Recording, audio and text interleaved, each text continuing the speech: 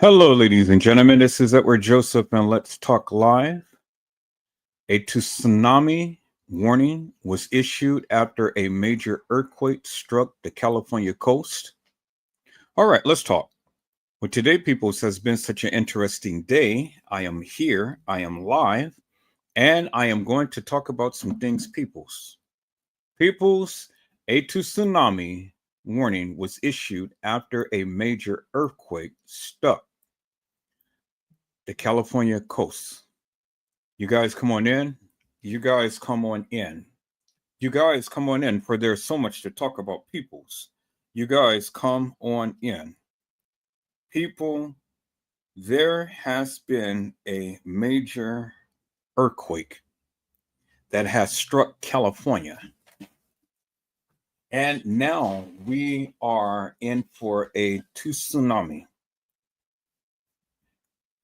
First time that in my life that I've ever even heard or even known about this, that it could ever happen in California. First time. And people's, I mean, although it's on the although this is on the East Coast of California and I'm in the northern part of California, it still affects the Bay Area. And we are on the fault line of um we're on the fault line for the God, I forgot the fault line that we're on, but we're on the major fault line.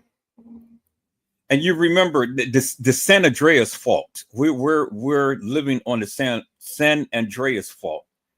You remember the movie Superman when Superman was going to try to save Lois Lane, and then the earthquake had hit, and then the whole coast, the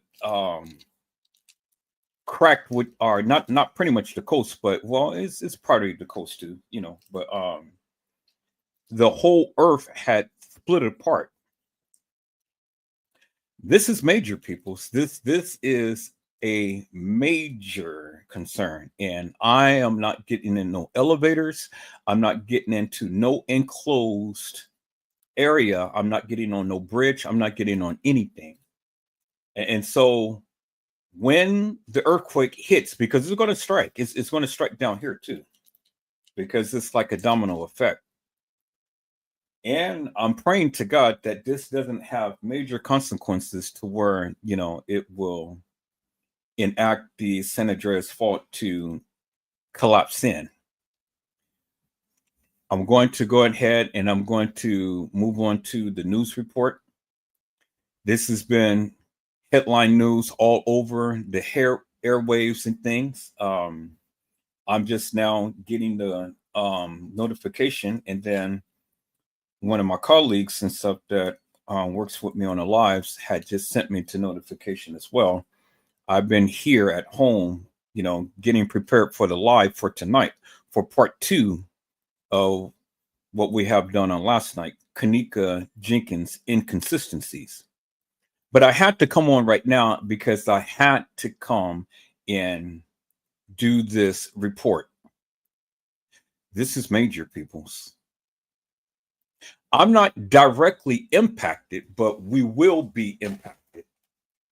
We will be impacted at some point in time. And so now they're putting out the warning for everybody. They're putting out the warning for all of the schools, all of the businesses, everything. And so, peoples, if you can ever give a prayer up, this is the time now to pray for the state of California, because this will be one of the most devastating things that ever happened in the state of California. Now, I know that happens on the East Coast, and things. You guys get that winter wonderland type of um, hurricanes and all of like that and stuff. We get earthquakes, but we don't get earthquakes quite often. But this right here is major. I remember the last earthquake that we ever had. It was the Loma Prieta earthquake. and that had stretched from one end of California to the other end of California. And I was stuck in the train underground. It's called BART, Bay Area Rapid Transit, but it's just like the train that they have in Atlanta, Georgia. It's called the MARTA train or something. You know, the train are just like in New York, the subway train. I was stuck on the train for hours when the earthquake hit. The train literally rocked and tilt, and I thought that we were going to tip over. I'll never forget that. And I'll never forget that the Cypress Bridge, the Cypress construction, the freeway had collapsed, and thousands of people were smashed like pancakes because the freeway had literally collapsed for miles on end. And my accident was literally down the street from where the structure had collapsed, the freeway. So I'm not scared, but I am concerned. And so this is one of the reasons why I had to come live right now. Hello, everyone in the chat, one-on-one, and Gina, to you, it's a blessing to see you on today. Not doing my normal routine because right now this is something that I need to bring awareness to the people. And so, peoples, let me go ahead and let me share the breaking news.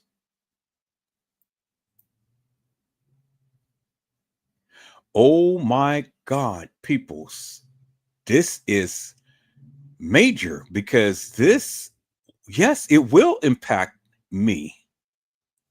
Let's look at this.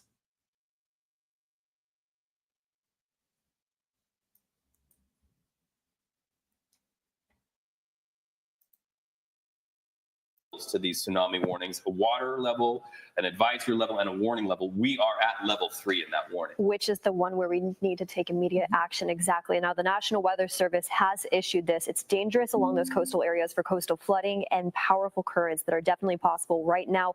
Another thing to mention, too, though, is we take a look just at the earthquake aftershocks. We continue to monitor this closely, but by the numbers, what the USGS just reported is our aftershock forecast for this specific earthquake. As of now, so about a 5% chance that we'll see anything above a 6.0. As we take a look at the lower percentages, about a magnitude 4.0, where there's still about an 87% chance that we could see one throughout the next week after this. And I think that's important to note, too, because we're monitoring in live time. There's community members all throughout that coastline, closer to Eureka, Trinidad, Humboldt County, all along that coast, still feeling the aftershocks. But there's a 99% chance issued by the USGS that we will still continue to see more magnitude 3.0 earthquakes as an aftershock after we've seen the strong magnitude earthquake just off the San Andreas fault line impact those community members. And we've been seeing the community members up there send in video and live video of what it looks like right now. It was a rolling earthquake for many community members up there. We saw the aftershock still impacting them.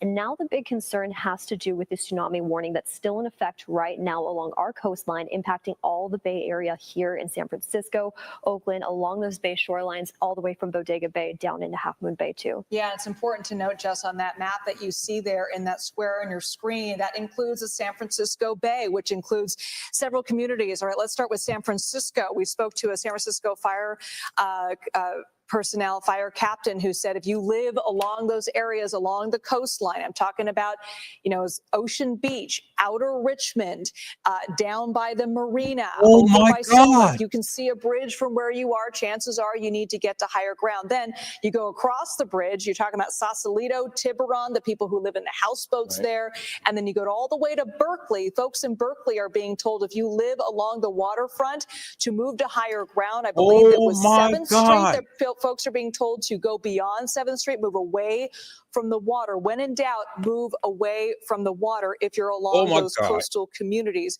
We're also being told schools in Pacifica and the communities along there, along the coastline, are being evacuated. So Bottom line is, if you live within a mile of the coastline from the beach, if you can walk to the beach, chances are it's time to move to higher ground. And we've seen on the freeways, and folks, a lot of people are just trying to get away and get out of whatever area they're in. And you're seeing a boat out there on the water, and we are seeing all up and down the coastline boats being brought in. Of course, we know there are many boats for many reasons out on our waters here in the San Francisco Bay Area. They have all been told to get in and to just stay safe. Now, let's just really talk about some news you can use right here. This punctuates the importance of two words put together that we hear all the time here in the Bay Area, and that's go bags. Make sure that you grab your go bag. If you have 2 or 3 that keep you prepared for this, get it and get to higher ground. The most important thing that you can use right now is information. So that speaks to needing to have a battery in your bag that can keep your cell phone powered. We know that our friends up in Humboldt County, they are in the dark right now. Electricity is out. I hate to interrupt you, Reed, but hold on. My producer, Dave, just gave me this important note of information. Say that again, Dave.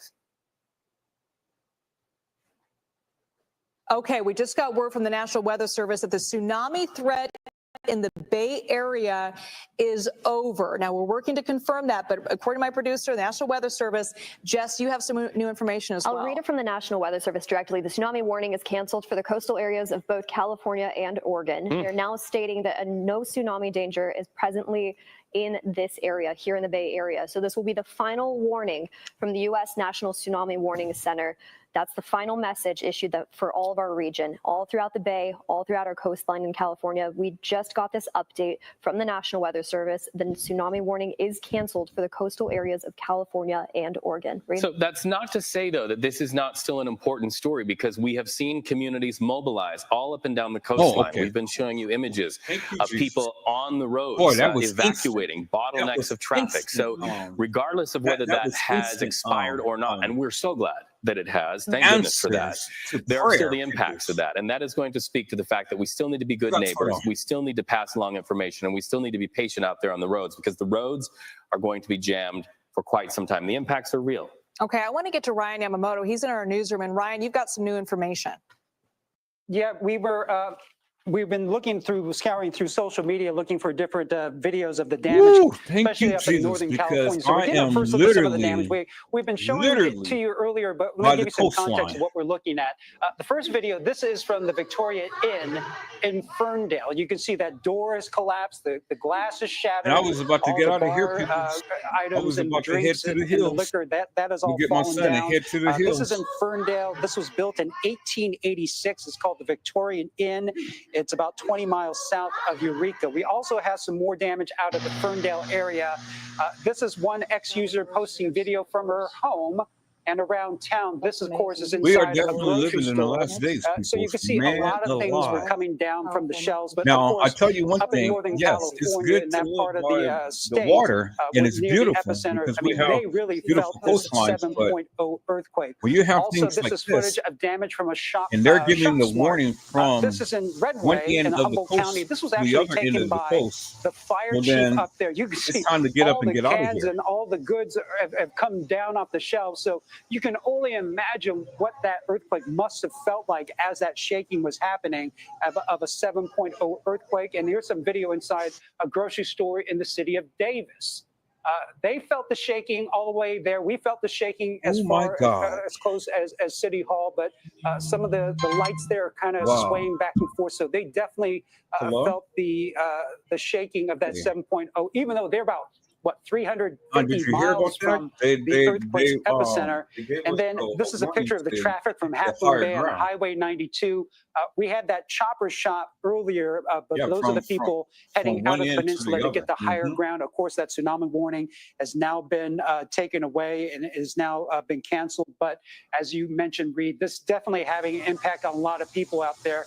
But some more damage of some of the different areas. No, they gave a warning to the up in Northern California that definitely felt we need to the head shaking to the hills because they were so close to that epicenter because of we're 7.0. We're working to get more video, we're right more here by information the water. coming out of Northern California, but we'll keep you updated. But as you can see, if if you were up in Northern California, you definitely felt it, and you definitely I mean, experienced some damage from that earthquake. now, but Yeah, we but spoke to a earlier, couple man, people I who was live up there, getting Ryan, out and of they here. described it as sort of I this was about to go rolling get Micah, sensation. And you know, I've and lived in we heading California my up whole life, into the and we know a lot hills. of people up there have lived there too, and they Sure felt enough, earthquakes. But it doesn't matter. Every single time you feel one, it is shocking. Oh yeah, It's there's that scary. there's that yeah. moment, right, where you just kind of stop and you pause. You and I were in the studio for the noon show You during, know I think it what was was like coming to my mind a was, 4.5, you know, and you and I the both, Superman movie, right? we When froze and we looked at Superman each other, and then we looked up, and I remember was trying to watching the save lights Lois Lane, above and then us the earthquake hit, just swaying back and and forth, the San and so Andreas fault it is just an cracked open eerie and stuff. feeling when you feel that, and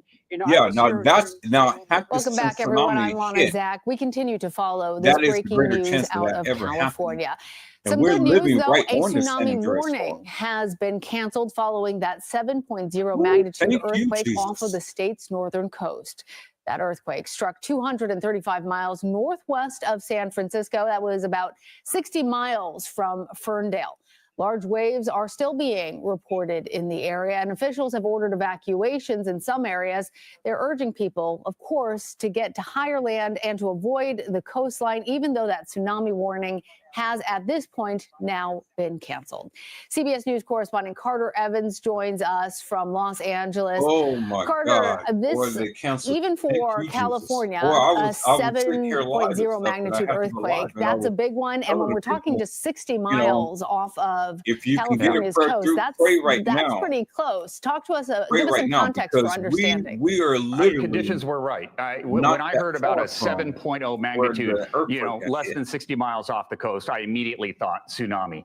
And you've got a little time to prepare because the waves are going to take a little while to get to shore, generally traveling around 30 to 40 miles per hour through the ocean. That's how they can essentially time when they think the waves are going to hit. And that is ultimately probably how they were able to cancel this warning, too. The time when they expected the waves to hit based on when the earthquake struck passed and the tsunami did not materialize. And so that is certainly good news.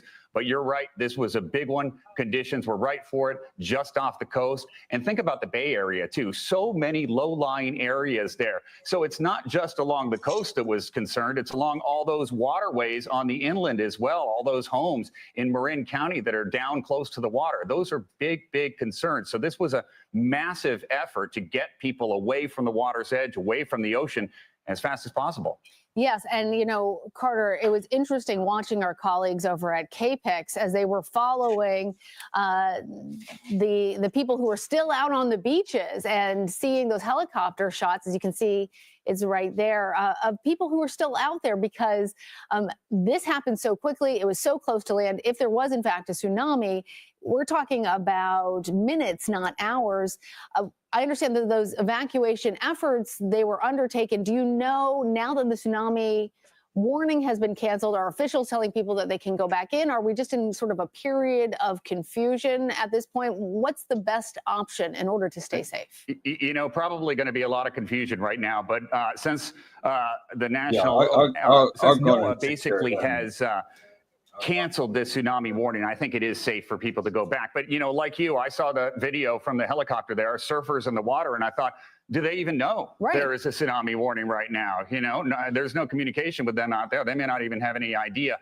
And then you do get some looky-loos that will go down to the beach and try and see if they can see it. Now, one of the clear signs that a tsunami is about to occur is often the water recedes. So it would look like an extreme low tide. And a lot of times, if people haven't been warned, that's enticing. People want to walk out. They can pick up shells and things like that. It's a strange sight to see. That did not occur. All right, people, I got to get out of here. I'll be back in about Given though I'll be back in about an hour. This was a very large earthquake. I'm going to leave this news Aftershocks report on so I can have some we know that there's already been documentation. some of them. Can you tell us a little bit about on the possibility of additional aftershocks? What has already been I'm experienced there in California? going to keep the live on. So we've already seen a handful can have of a documentary aftershocks, of not nearly this as big as the first one, but there is still check in possibility of more of my them. family Now, right a now, so large I got to get out of aftershock, here. 6.0 But I'm going to or leave the bigger, live on. that I'll be back. percentage is pretty low right now. But for the next week or so, that area could experience aftershocks that are definitely Thank you for your measurable prayers. and But something I'm that going to people make could sure feel. that my family is Carter safe. Evans out there for us in Los Angeles. Glad that you and everyone in California are safe and that tsunami warning is now over. Thanks, Preparedness Carter. right now. Sure. because even though I that want to they take you back canceled the over to our warning, friends at CBS still, News Bay Area. Weather or the national, you excuse know, me, the USGS just within the I past don't 2 minutes trust has that. reported a 3.9 earthquake, So a we're 5.0 getting ready earthquake, and to that's have just our offshore where you evacuation see Rio plans Del right there on the map. already intact. Barberville, So those are the communities if we continue to just keep a in close eye on case, right now. because And one of we're those not too communities far that really from acted swiftly, especially when that tsunami the affected warning area, happened, was in Pacifica. And our very own Gianna Franco is in that area right now. we're Gianna, do we preparing have you on the ourselves. phone? So Yeah, people's, hi. Hey, I'll be Hi. back. I'm Oh, gonna leave thank the live goodness the on. tsunami I threat now greatly appreciate passed you after all. that Thank you earthquake. so Folks much. are, Keep your prayers in going. theory, being allowed Blessings. back into their homes. What are you hearing?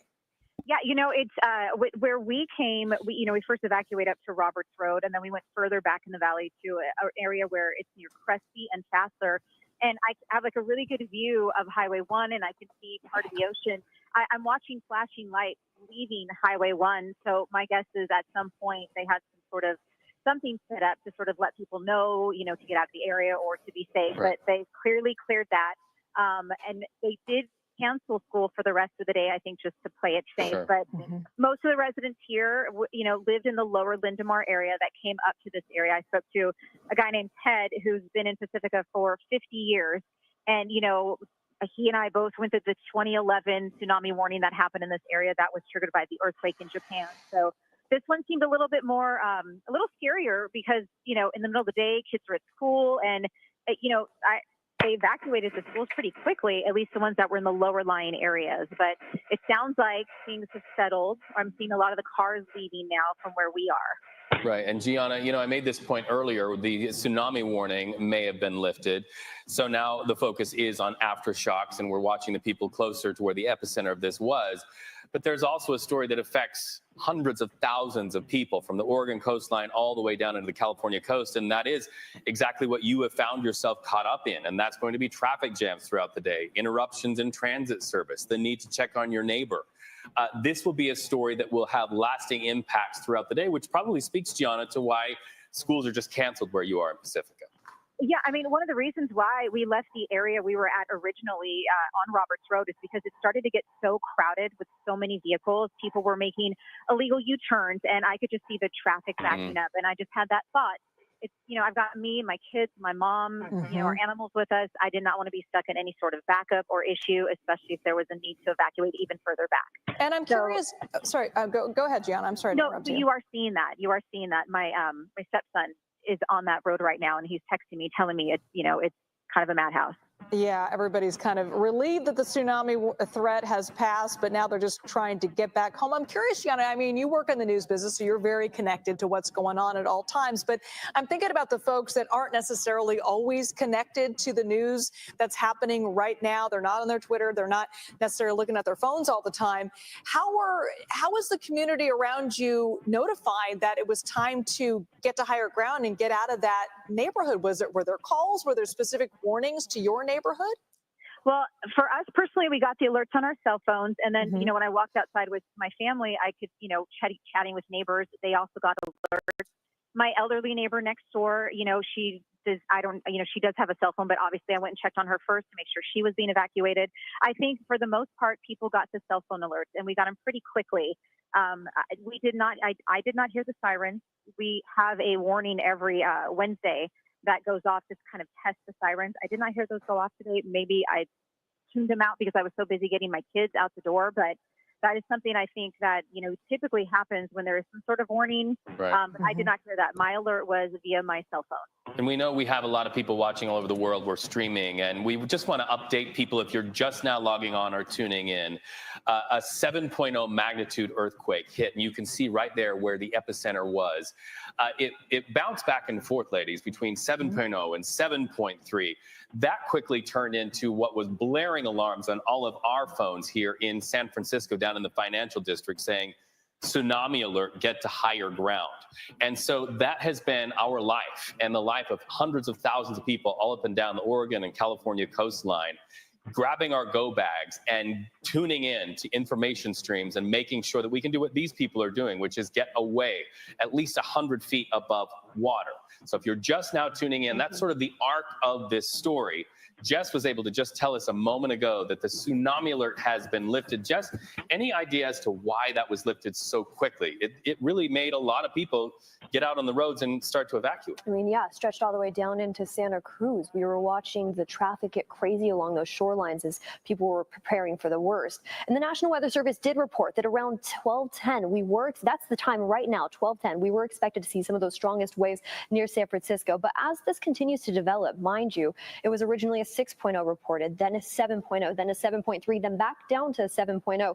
This is changing, and first responders are continuing to keep a close eye on that. The USGS continuing to monitor and update, and the National Weather Service is trying their hardest to keep you updated as soon as possible. I also want to mention, too, I was planning on flying with the National Guard today. All those aircraft are now put on standby. I just got this from my commander.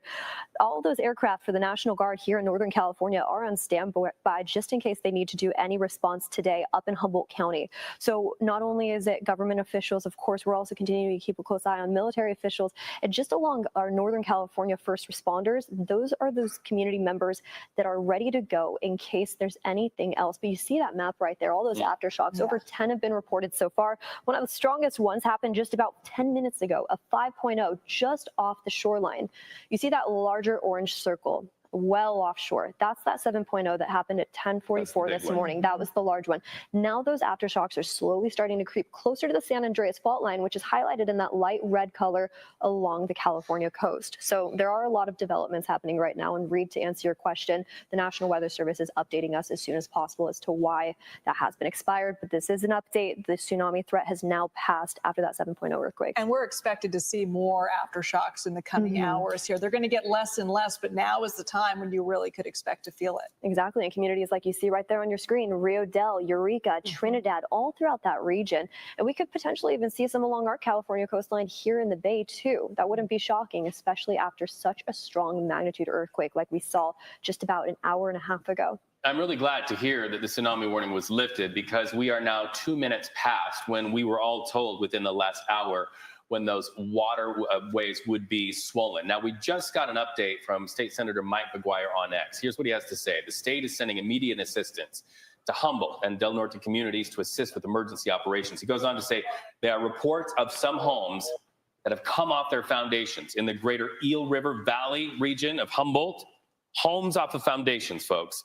Approximately 10,000 customers also without electricity in Humboldt County. That from State Senator Mike McGuire. That just gives you pause. Places kids would come home to today to have their after-school snacks now wiped off their foundations. Yeah, you're talking about just the damage that was from that major earthquake. We want to go to an emergency crew member from Arcata. Are you still on the phone there, sir?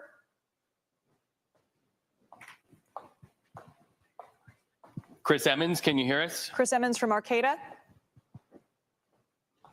So as you can imagine, in these situations, kind of hard to get communications in and out. We'll continue to work on that. Just want to keep on this graphic here because Jess was talking about something that I think is interesting to look at and causes us all to sort of sit up and pay attention. You see that red dot on the far left out in the water?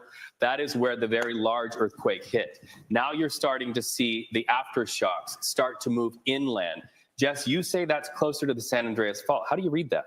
What you're seeing right now on your screen, that light red color along the California coast near Humboldt County, all along that shoreline that reaches closer to us, that's the San Andreas fault line. And you see right there, it kind of skirts a little bit to the left, just offshore of areas like Ferndale and all throughout that region, actually. That's where this epicenter was. A 7.0 magnitude earthquake struck at just 10:44 this morning. And now you see all those smaller dots. One of the strongest aftershocks just got downgraded. And this is in live time, now down to 3.9. We're continuing to keep a close eye on Ferndale, Petrolia, all throughout this region. These are smaller communities that are still feeling the aftershocks right now, and they will continue to feel those too as we head into the evening hours tonight. I really find it fascinating that right after these strong earthquakes happen, the first thing that the USGS reports is the aftershock forecast. And we're seeing that in live time right now, up to around 10 currently. We're still expected to see about a 99% chance of more magnitude 3.0 earthquakes to occur along that San Andreas coastline that you see just right there. Reed? And I want to toss it to Chris Emmons, who is with the Arcata Police Department. Mr. Emmons, can you hear us? I can hear you. It's actually with the Arcata Fire Protection District. Apologies, you're with the fire department. What can you tell us about what's happening in your community right now? What are you telling the folks who live there? So what we've experienced 7.0. Actually, I've heard reports that it was 7.3 at one point. And as far as our area served, we serve 64 square miles from Arcata, which is home of Cal Poly Humboldt, all the way up to it's an area just south of Trinidad on the coast. And what we experienced was the earthquake. It was strong rolling effects up in our area. Then immediately a tsunami warning came out, and I believe it just got lifted in our area. Yeah. Go ahead. And what are you telling folks now that it has been lifted? Are you saying, folks, it's okay to go back to your homes right now? If I heard you correct, is it safe to go back to their homes? At this point, yes, I would say so, because it's been canceled. Okay. And what about the damage in your area? Did you see some major structural damage in Arcata? So we're currently out doing damage assessment in our response area, and we haven't seen any major structural damage, but our resources are out there currently trying to find out if there is any. They're looking for infrastructure, building damage, anything there might be, but at this point we haven't found anything that's significant in our area. What I do understand where the earthquake was centered offshore, which is the southern part of the county, and I have heard that there's some more significant damage down that way. Right, we're hearing some homes off of their foundations in Humboldt County. Tell us about this. You know, in these situations, the phrase that we are aware of in the media when we work closely with first responders really rises to where everybody hears, and that is interagency cooperation and communication. What are you hearing by way of agencies that are near your agency, and what kind of assist can we look forward to for the areas that are more damaged, like where homes are off of their foundations? Sure. So we work closely with our agencies. Most of our agencies in this area are very rural, so we depend on each other quite a bit. Right. We've already contacted our neighboring agencies, and through our County Office of Emergency Services, advised them that we have mutual aid resources to assist them if needed. We've also coordinated with our direct neighboring agencies, and it sounds like they're doing okay at the time, but if they need resources, we will absolutely send our resources to them. Some of our inland agencies that are part of our county, we've already been contacted and advised that they're available to come to the coast and help if necessary. Fortunately, right now, at least in our area, we're doing pretty good. We don't have any major damage. Like I said, we're going to work our way out to the coastal areas now that the tsunami warning has been lifted, and we're just making ourselves available for the southern part of the county, which would be from, say, the Eel River Valley, which is about the middle of the county south. So we're absolutely staffing up and available for them to assist as needed. And Chief Emmons, what advice do you have for folks returning to their homes? We've seen in previous earthquakes before, you may not see the damage right away from your home, but it is there. What advice do you have for people who are returning to their homes that may have some damage, but want to take things slowly in terms of water, in terms of power, in terms of gas? Any advice you have for people who live there? So if folks, when they return to their homes, I mean, obviously the immediate hazards are going to be gas leaks or down power lines, things like that. If they come across down power lines or gas leaks, we want to make sure they're shutting the gas off. If they smell it, shut it off. Okay. If it's down power lines, don't approach them.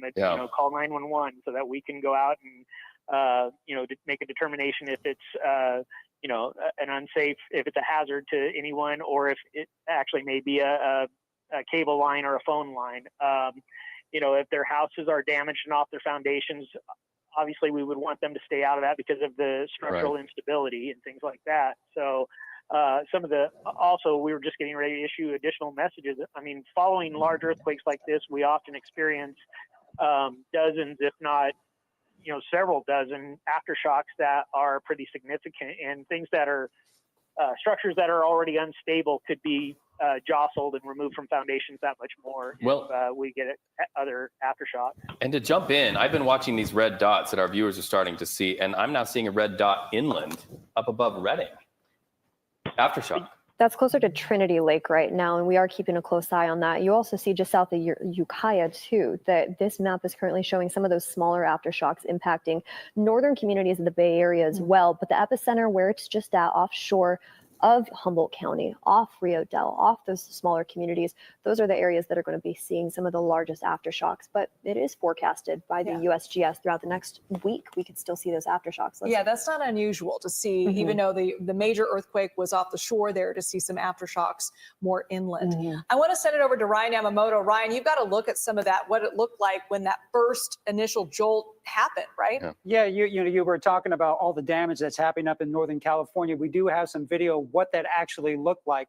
The first piece of video I do want to show you, this is of course off social media. This is at the Victorian Inn in Ferndale. This is a historic inn built in 1886, and you can see all that liquor and those bottles coming off the shelves, causing a lot of damage there. Also, the front door, it was strong enough to knock off the front door of that historic inn. Here's some more damage from Ferndale also. This is one from our ex-users posted video from her home, also around town. This is the local grocery store. As you can imagine, that 7-point earthquake just really shaking people there. And I think one viewer that you spoke to described it as kind of a rolling feeling. So a lot of things shaking off the shelves. And Reed, you had talked about some of the damage we cannot see right now, but that's some of the foundations of the homes coming loose. This is also footage from another shop mart in Redway. This is also taken in Humboldt County from the fire chief up there. All the goods and the canned goods falling off the shelves. That's going to be a big cleanup there. And then this is kind of what we experienced. This is from Davis, the city of Davis, inside the grocery store. And you have that moment where you're just kind of standing around minding your own business, and all of a sudden you kind of just feel something, and you have to kind of check yourself. Did I actually feel an earthquake? Was that actually something happening? And usually the first thing I do is I always look up to see if things are swaying. And sure enough, you can see some of the lights are swaying right there. And then we had talked about all the evacuation orders happening all across up and down the coast. So that's causing a bit of a traffic jam. This is the picture from that traffic jam from Half Moon Bay along Highway 92. Heading out to the peninsula, that people were trying to get to higher ground. Well, I'm sure there's now people now trying to get their way back into town now that the earthquake tsunami warning has been lifted. But we're seeing damage all over the area. Like I said, not extensive damage because this happened in a remote area, but the damage is still real. Homes coming off foundations, store shelves collapsing, liquor bottles falling down, and Reed, you were talking about all those little dots there. I mean, as those plates begin to settle after that 7.0 magnitude earthquake, I think we've counted 13, 14, maybe 15 aftershocks have happened. That's a lot of shaking happening. So, and you know, as you kind of in that area, and you're like, after the initial earthquake, you're like, okay, the main one is done, and then you start feeling that aftershock, and that next aftershock, and you're like, okay, is this another one? And so you have to check yourself as you're up there. Are we going to be okay? You know, is my neighbor going to be okay? No question that those communities up there are going to be on edge because you're going to be seeing these aftershocks. And we've seen them, they're being strong. I mean, 5.0. Oh, yeah, aftershocks, those are frightening because you just don't know, is this another one? Or are we in for another ride? And you once again, when you feel that, you pause and you stop and you freeze and you have to look around like, am I feeling what I think I'm feeling? But as you can see right here, some people now returning to the beach area. But it's a good thing, at least the tsunami warning has been lifted. Right. That is a breath of relief here in the San Francisco Bay Area. Ryan Yamamoto watching the conversation on social media. Let's go up to Humboldt Bay, where Fire Department official Talia Flores is on the phone. Talia, we are seeing that post by a state senator about the damage to homes, some off of their foundations. What are you aware of where the damage is concerned where you are?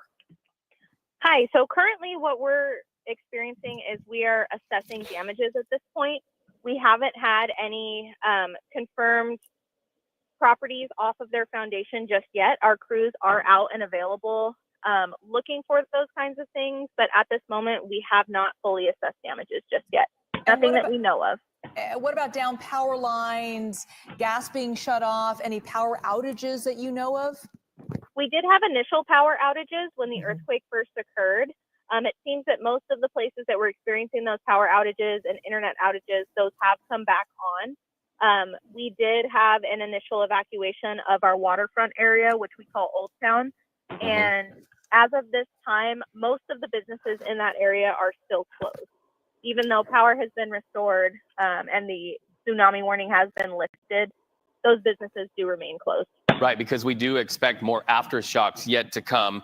A couple of things that I want to ask you about. First of all, what should go in a go bag? Because we should all have them here where we live. And second of all, how important is it that all of us have that My Shake app? I had it. My phone just about jumped off the desk telling me to duck and cover down here in the San Francisco Bay Area. So talk to us about go bags and the importance of having that My Shake app. Absolutely. So go bags are very important, and it's important to tailor them to yourself and your family specifically. So if your family requires certain needs, potentially medication or something of that nature, those things need to be in go bags. You need to have enough food and water to get you through 3 days for every member of your family who's going to be evacuated with you. Go bags should also include necessities for your furry friends, your pets. Those are our family as well, and we need to be ready and take them with us. So they need to have their own go bag. So that needs to be things like their pet food, their medication if they need it. Other things that we should put into our go bags, there should always be a first aid kit, changes of clothes, socks, extra snacks, things to keep kids occupied. It could be things like a deck of cards. It could be something as simple as a little handheld game system. These are things that are not only comfort, but it's something that can take their mind off of the situation at hand. And then the advanced alert that comes on the My Shake app. Absolutely. So with us in this area, we have a Eureka Alert All app, which you can download. Those things are so important. During the earthquake here, I think the entire room's phone just started yelling before any of us knew what was going on. So those things are very important, and it does give you that time to figure out what you need to do next. And Talia, people, for the folks that live in that area, you know, we mentioned we're still feeling those aftershocks. You mentioned some businesses are probably not going to reopen today just as a precaution, but I know a lot of folks might be anxious to get back to their homes. Are you recommending that people go back to their homes right now? Since the tsunami warning has been lifted, according to the National Weather Service, it is safe to return to those areas. If it is in the business best interest to remain closed, obviously we are recommending them do that. And same with homeowners. If they feel like they kind of want to wait out for next couple aftershocks, it is totally up to them. It is considered safe now because, of course, we're going to have aftershocks. But as far as tsunamis go, it is okay to return to those areas. And I asked another fire official about this. I'm going to ask you again. You know, folks are coming back to their homes. There might be some damage. Do you have some tips for homeowners when you're returning back to your home? You knew that you felt the shaking. Any tips to make sure that your home is safe to be in? Yeah, if anybody is concerned about it, the city or county, depending on where you live at, can come out and check your home for structural damage, which is very important because if you have structural damage that you are unaware of, that could lead to further issues with the weather that we experience and things like that. So it's important to get those things checked out. And the county and building departments are totally willing to come out and check those things out for you. All right, Talia Flores with the Humboldt Bay Fire Department. And I want to bring in Jess now to talk a little bit about these aftershocks that we've been seeing, these dots that are there on your screen. I don't know if we have that map to pull up, but after that initial jolt was felt, there's been several stronger aftershocks, not only by where the initial, there it is, not only by where the initial shaking happened, but also inland over there by Redding and over there even a little bit south of Ukiah. So this is still something we're looking at. Exactly. So let's talk about the timeline of this, and all three of us can pitch in on this because it was exactly at 10:44. I was with Reed. His phone immediately alerted him to take cover. Initially, we thought it was something closer to the Bay Area, right? And then once we started to discover, the first thing we did, look it up, where is it at? It's well offshore of Humboldt County. Well, now the big concern, of course, was the tsunami warning that came only within maybe 5 minutes after that. That was closer to around 11 a.m. So from 11 to about now, we've been watching the risk of this really kind of get off that heightened level where we were concerned mostly about the tsunami all the way down into areas like San Francisco. Originally reported, we were concerned about the waves hitting us around 12:10. Well, by the time that 12:10 happened, that tsunami warning expired. Now the big concern for community members up there, and this is typical of any strong earthquake that we see along the California coastline, has to do with the aftershocks. And you're seeing it on this map right now up near Trinity Lake, close to Redding, all the way down into the Bay Area, northern parts. We're seeing those lighter waves, those lighter shocks. And we're going to continue to see this really as we head into the afternoon hours today, throughout the rest of this weekend, heading into next week. There's still a chance we could see those little rumbles after such a strong earthquake hit closer to the San Andreas fault line. What you see on your map right now, by the way, I want to just break this apart. That larger orange color, that was the initial hit closer to areas all the way along our coastline. We saw about 45 miles offshore, southwest of Eureka, that initial earthquake at 10:44. That's when all of us along our coastline saw those MyShake alerts on our phones. She also just mentioned a second ago, Eureka and along Humboldt County, they have a special app they use. This is a friendly reminder now. If you don't have those apps already, download those apps. If you don't have a way to alert you, get that now, because this is true. We live along the San Andreas coastline. And we just talked about the timeline. The time now is 12:30. And within the past hour, we watched this really unravel. Heightened it a tsunami warning just about an hour ago. Now the biggest concerns have to do with those aftershocks that we'll continue to see into the afternoon today. Aftershocks and after effects as well. We're talking about the effects of schools. You know, schools will start to get out here in Northern California here in 2.5 hours. So if you have a child in a school, know that some schools have actually canceled down in the Pacifica area, but pay attention to those alerts as well. Now let's go to a scientist. Yeah, Maureen Long, a seismologist. We just spoke to her. Here's some tape of that interview. The USGS has issued already an aftershock forecast for this event. So folks can go and look that up on the details of that up on the USGS website. You know, they are forecasting that there's, you know, maybe about a 40% chance of an aftershock larger than about a magnitude 5 or 5.5. So certainly it's something that we need to be aware of. Because this earthquake happened beneath the ocean and not directly under any population centers, it's certainly the most likely scenario is that any aftershocks will be smaller than the initial shock. We can't rule out the possibility of a larger earthquake, but the most likely scenario is that any aftershocks will be smaller. So USGS aftershock forecast, we've pulled it up here on our phone. We're doing what we hope you will do as well. If you get on there, earthquake.usgs.gov, that is what she wants to drive all of our eyeballs to, because that's a forecast of the aftershocks that we can all expect to feel in our area. Yeah, and she said, Maureen Long there, a seismologist, said there's a 40% chance for an aftershock of 5 or higher. And we've already seen that, Jess. Exactly. And also, let's continue that number game. About an 87% chance as of now issued by the USGS that we could see a magnitude 4.0 earthquake. And those numbers really jump to 99% with about a 3.0 magnitude earthquake still expected right now. And according to this forecast, this chance of at least one aftershock within the next week, that's going to be apparent for us. And we see that right now. I've been updating my phone every 5 minutes or so, and we continue to watch that map populate. Now a 3.4 magnitude earthquake just within the past, let's see, 4 minutes just offshore of Petrolia. And we're over 20 at this point. So we're continuing to watch that kind of creep closer to that shoreline. And that's going to be the big concern for community members there, with that initial shock felt just about an hour and 10 minutes ago. Well, and I'm looking at this, and hopefully we can pull this up, earthquake.usgs.gov, the aftershock forecast, just the regional graphic that they show you right there. It literally looks like popcorn out in the water, the amount of aftershocks that are happening out in the water. And then that popcorn sort of starts to go inland as well, over into Eureka as well. On our screens right now, you're seeing it in those red dots. But what is striking to me is you've seen the big event, which is this big circle right here. Ladies, I'm colorblind. What color is that? It's big and orange. Big and orange. And then after that, I know my mother's watching streaming. She's like, you inherited the family colorblindness. But then you're seeing the aftershocks come inland. Then you see up by Redding aftershocks, down south of Ukiah some aftershocks as well.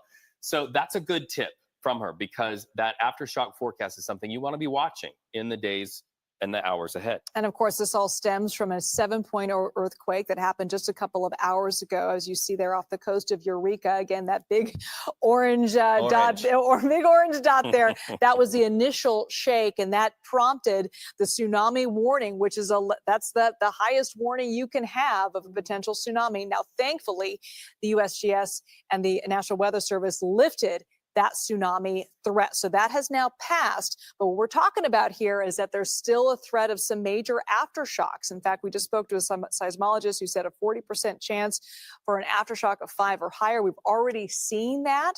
But because of this tsunami warning, because of this earthquake that happened just a couple of hours ago, communities along the coastline, all the way from Oregon all the way down to Santa Cruz, many of those communities had to be evacuated. So now that this tsunami threat has passed, people who live in those areas are now trying to get back home. We spoke to a number of fire departments up in the Northern California area of Humboldt County, saying that it is okay for people to come home now that the tsunami threat has passed, but there is still a looming kind of potential danger here with these aftershocks.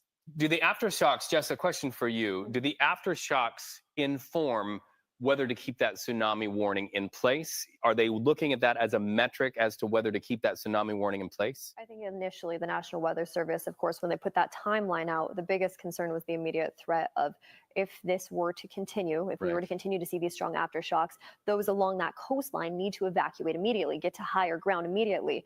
And now as we're watching this unfurl, mind you, originally when this earthquake occurred, we were reporting it closer to around a 6.0. Then it went all the way up to 7.3, and now it's finalized at a 7.0 as of now. As we continue to watch this timeline unfurl, now we're about an hour and a half into this, and we're seeing about 20 aftershocks continue to occur just off that shoreline. Now, within the time that we've seen those 20 aftershocks, that tsunami warning expired. And that's important to note too. If the National Weather Service is going to push that button, telling all of us along the coast it is now expired, that is a safety net for us to say, okay, I'm going to give it time, but I do plan on heading back to my coastline home, or maybe my community that I was originally concerned about initial flooding or potential damage when it comes to that water flooding in.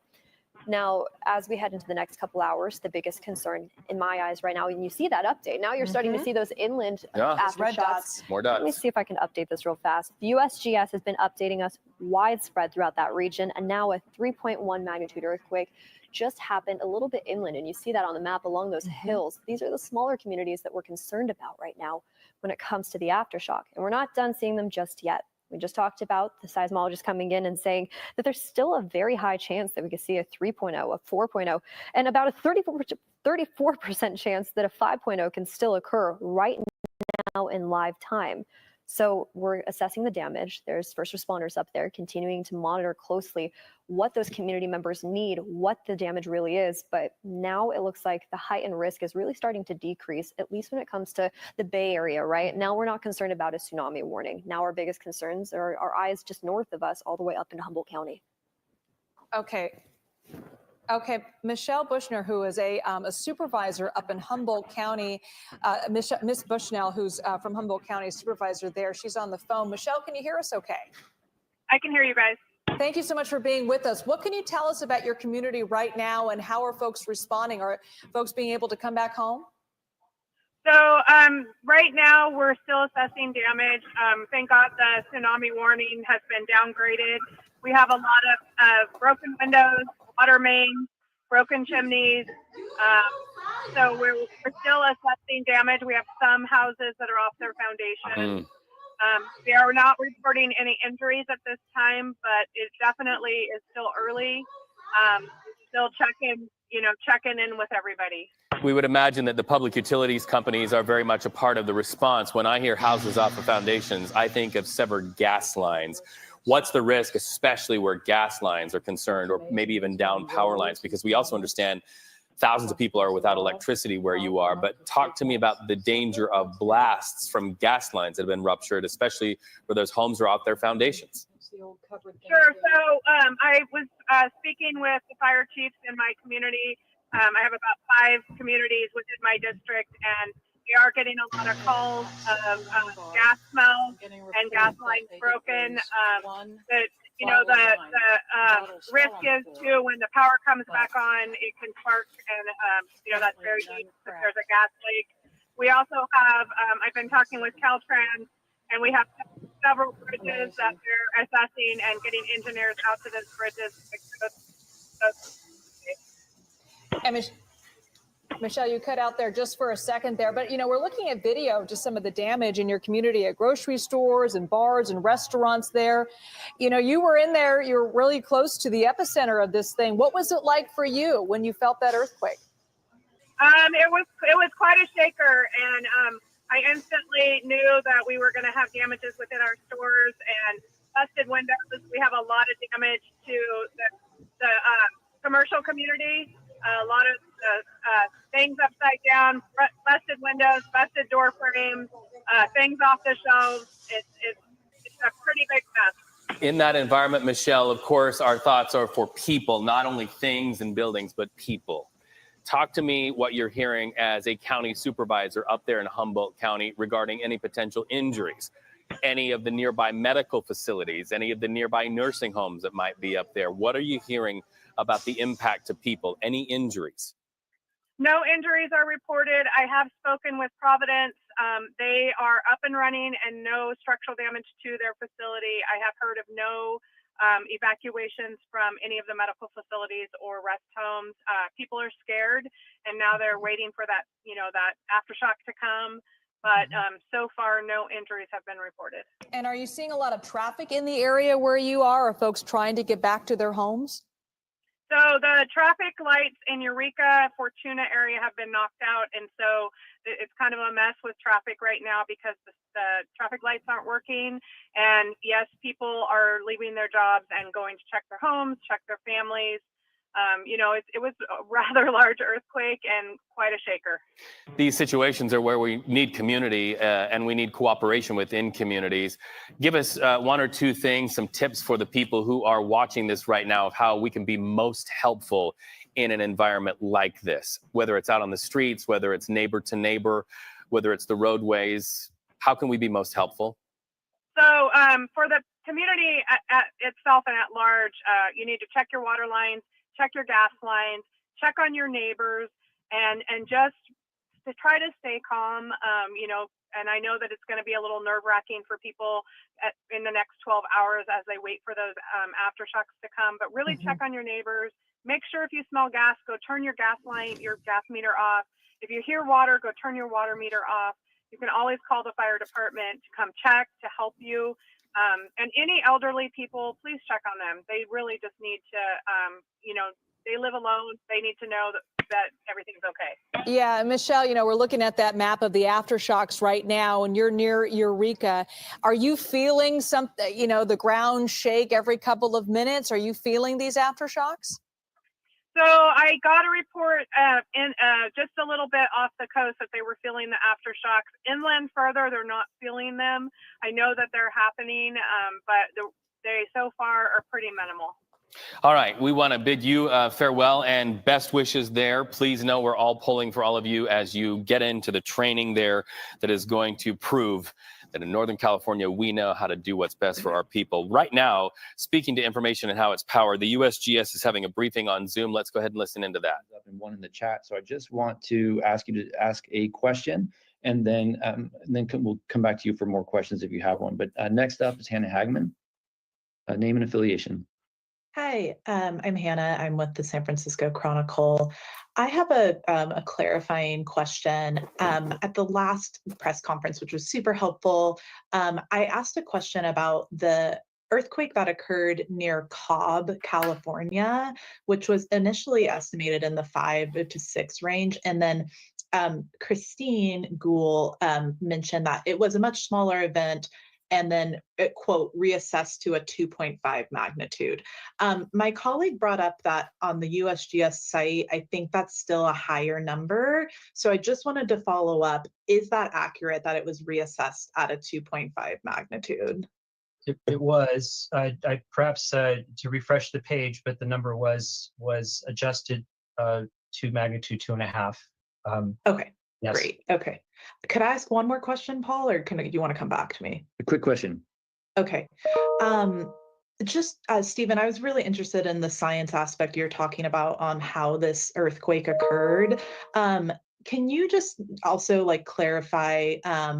So it sounds like we understand this to be there was right lateral motion on the fault, and there was more. Can you talk about the horizontal versus vertical and the difference in damage? I'm really interested in that.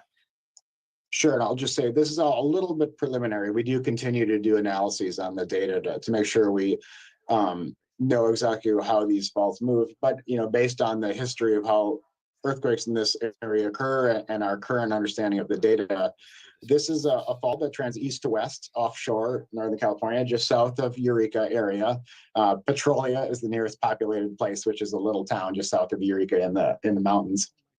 And there's two sort of different parts of the Pacific plate. So the oceanic crust underwater, and the plate to the north, the Gorda plate, is moving to the east underneath North America, and it's moving faster than the plate to the south. And so because of that, this difference in velocity is accommodated on this Mendocino fault.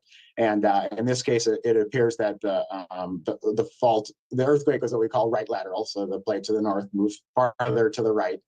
If you're standing on the fault, that's what it would look like if you're down there on the floor of the ocean. And so, this is largely horizontal motion. And this is similar to the San Andreas fault, which is the most famous fault in California, has earthquakes, and those largely have horizontal motion. So they generate a lot of shaking, but it's not like one piece of land goes way up higher than the other. And there are other faults, for example, the Cascadia subduction zone to the north. That's the long fault that traces offshore the entire distance up into offshore Canada. And that one tends to have a lot of vertical motion because it's actually one plate diving under another. So in this case, two plates sliding back against one another and largely horizontal motion. And so that is less likely to lift up the water and create a tsunami than if the ground actually moved vertically quite a bit. Yeah, imagine taking a cup of water and a knife and sort of slicing through the cup of water, and nothing really moves. The knife just sort of goes through, and that the water's moved really. Yep. Great, thank you for that analogy and that explanation. Next up is Monica Woods, affiliation, please. Hi there, Monica Woods, ABC 10 in Sacramento. Thanks again for doing this follow-up presser. I want to put into context and perspective, perhaps, that this was an offshore earthquake, 7.0. A lot of people reaching out to us that they were in the 1989 San Francisco one, which was smaller. So what are the similarities and the differences in an offshore earthquake or a landmass earthquake? So the things that really affect how much shaking people feel is how far they are from where the earthquake is generated and how deep that earthquake is in the crust. So in this case, the earthquake is not particularly deep. We're still working on a good estimate, but it's on the order of 10 to 20 kilometers deep, but it's fairly far offshore. So if the earthquake happens farther away, there's less shaking. And in the case of the 1989 earthquake, it occurred underneath the Santa Cruz Mountains in the Bay Area, and the shaking radiated under a lot of urban areas. And a lot of the damage was due to things like weak soils and liquefaction. And so this, because it's farther offshore, farther from populated places, we just don't anticipate the sort of humanitarian effects that we see from these earthquakes that occur under the land. Great, thank you, Steve. Next up, Tara or Tara. Hi there, it's Tara Duggan from the San Francisco Chronicle, another Chronicle person. I appreciate it. Just wanted to get a little more information about the tsunami warning and why it was, first announced and then changed. It sounds like you kind of addressed that a little bit with the science earlier, but could you go into that a little more in detail? I think it's important to emphasize that NOAA is the agency that handles the tsunami warning. So we're not really privy to that system. We see that as they are issued. But certainly an earthquake that's this energetic offshore underwater is something that is going to be a cause for concern for tsunamis. And it's possible that some of the initial estimates of motion made it look like there was a possibility of a tsunami. And once those were refined, the chances of a tsunami actually went down. And so that's a little bit speculative, but that's our current understanding of things. And that could be updated as we continue to look at these data. Okay, thank you. So you don't think it had perhaps anything to do with the type of earthquake it might have been, or which fault it was exactly coming from? Yeah, we try to agencies, and we, like I said, NOAA is a different agency than USGS. They try to react quickly and send out warnings based on the best available information at that time. And so the initial information to them obviously looked like there was a probability of a tsunami that was high enough to issue a warning, and that was refined later as more information came in. So this is how these systems work sometimes. Okay, thanks so much. Great, thank you. Cron TV, you're on.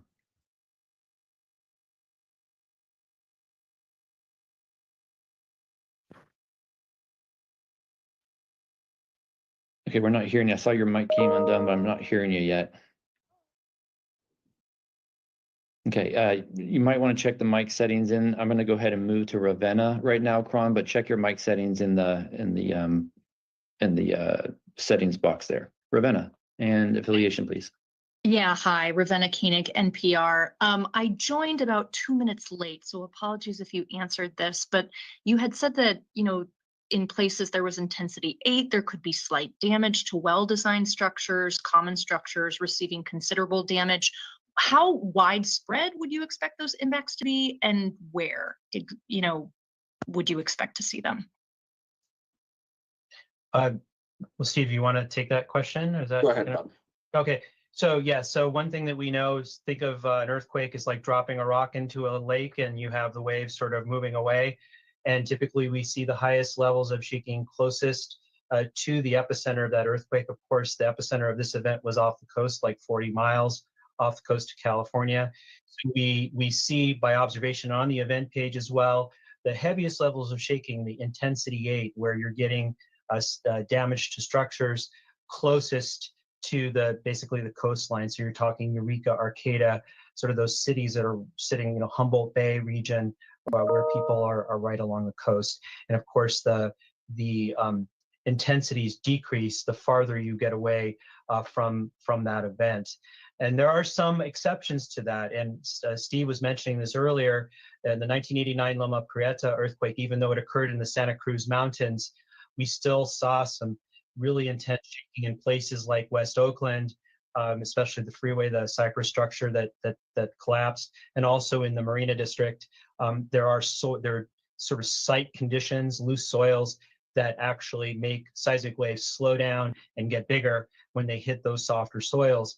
So you see some of those differences, but generally what you can say, and on the event page, you can see the highest levels of shaking that are closest to where the epicenter of the earthquake is off the coast.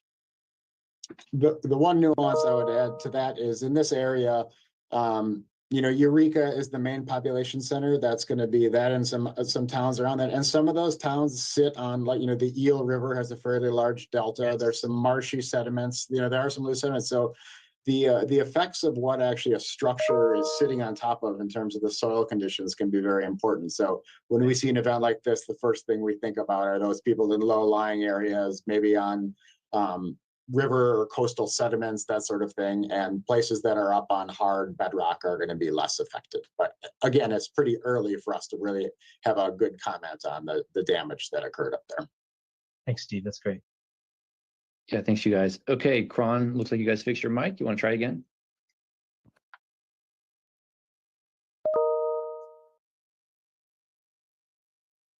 We're not hearing you.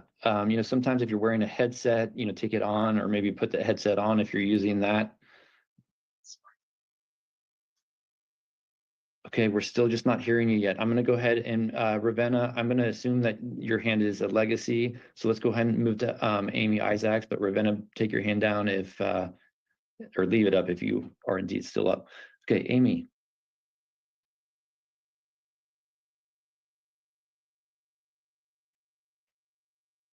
Okay. All right, we'll just go ahead. Let's go ahead to Elise Cox. Hannah will come to you in a second. Elise Cox. Yeah, hi, it's Elise Cox, and I had 2 questions in the chat, but I was also curious about the relationship of this quake or quakes, which I'm asking you to clarify, to the the big one that's expected off of Point Mendocino. Sorry. Does that make sense to you guys? There's a I didn't totally catch that. Did you catch that enough, Bob? Did you hear me at all? Are you able to hear me at all? There might be some. Yeah, we we are. can hear you. Maybe Just restate restate your the question. Yes, please. Okay, so first of all, were there one, was it one quake or two? There was one large quake. This magnitude 7.0 was the large quake, and that was far larger than any of the aftershocks that we've seen so far. Most of the aftershocks, I haven't looked at the latest, but are no greater than 4.3-ish, something like that. So one large 7.0 followed by some much smaller aftershocks. Okay, I did see that it had been measured as 7.3 by some of the equipment. It is possible there was an early estimate of 7.3 as more data has come in. It's been refined to 7.0, and one of our seismologists made a comment recently that they expect the magnitude to hold at magnitude 7.0. Okay, and how does this compare with other large quakes in the Bob, past? you want to take that one? Well, in the case of earthquakes in this particular region, I mean, in the last 5 years, we've seen events upward of magnitude 6. So magnitude 6.4 back in 2022. So these events are events do occur in this region. We know this is a very active region. So not that we would like to say that this is something that happens all the time. Magnitude 7 events don't happen all the time, but this area certainly can expect earthquakes this size because this is where they happen to be located in sort of the tectonic environment that they're in. And so this region is not any stranger to earthquakes that are magnitude 6 and larger. I think when I joined, you said that this was 8 times greater than. Into the scientists with USGS briefing us on that magnitude 7 earthquake and the impacts and aftershocks. This science story, a people story, as we continue to watch the aftershocks roll in and the response from people. Yeah, and the tsunami alert went into effect just a couple hours ago. When it did, residents in Pacifica sought higher ground, people getting into their cars and parking on hillsides above that coastal town, just trying to get away from the shoreline. I want to take it over to Ryan Yamamoto, who's standing by with some new video and some new information. Ryan? Yeah, we've got some new information. We have some look at the damage, of course, up in Northern California, but also down here in South San Francisco. This is video of the Seas Candy in South San Francisco. We all have driven by this place. They were evacuating earlier today. This video was sent in from our producer, Alondra, whose mom works at that factory, but you can see all the people making their way out. This, of course, was as a precaution, as that tsunami threat is now over, so a lot of those people are heading back to work. I do want to mention one thing. We were hoping to get this video in, but the Fern Bridge, this is in Ferndale, had sustained some damage. And so they're now working to figure out and assess the extent of damage on the Fern Bridge. That Fern Bridge, if you know that area, goes over the Eel River. And back in 2022, it did sustain some damage from a 6.4 earthquake, causing $6 million in emergency repairs. So here's this video right now. We just got it in, but you can see some of the piping and some of the railing that has been bent. Also, some of the concrete has come loose, but this is a bridge that is a main thoroughfare through the town of Ferndale, but the Fern Bridge. So once again, they are now assessing the damage of that, and it did sustain damage back in 22 when a 6.4 earthquake happened, and they needed $6 million in emergency repairs. But you can see that concrete, I mean, it's just basically got shook loose, and you know, the concrete and roadways area, those also sustain damage. So, you know, as we go throughout the day, we're going to learn more and more about the damages. We've heard about some of the homes, some of the chimneys. We also seen, of course, some of the storefronts and the bars and restaurants and grocery stores. Those all sustain damage. But as we go on through the day, we're going to hear a lot more about the extent of damage. And I think you had talked to one of the state senators. They're already sending emergency funds up into the Humboldt County area. Yeah, and we're waiting to hear from the governor in just in the coming hour or so about the damage and then the relief efforts for the folks who were really hit hard by this. But I want to bring in Jess to talk about kind of who felt this initial earthquake and then the aftershocks. Well, this is issued by the USGS, Liz. And as we take a look at the epicenter, of course, it was offshore, about 45 miles offshore of areas like Ferndale throughout Humboldt County. But notice the Sacramento Valley real fast. From Redding down into Chico, down into Sacramento themselves, they've also felt those light aftershocks or that light shake initially. This is from the initial 7.0 that happened at 10:44. And keep in mind, we take a look back just about 2 hours ago. A lot of us here in the Bay Area initially got that My Shake alert that said take cover, get under something safe.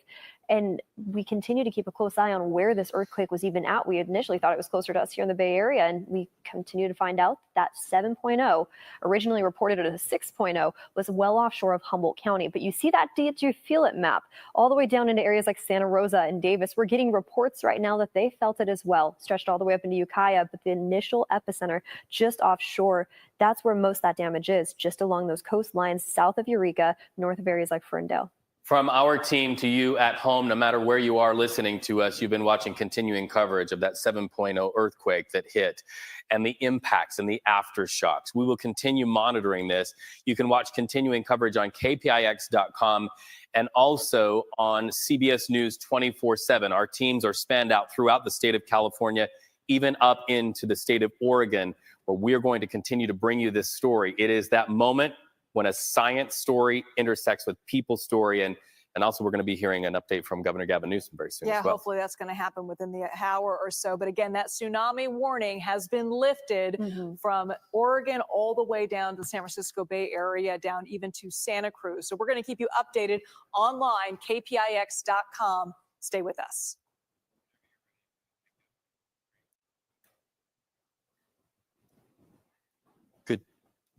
Good job, everybody.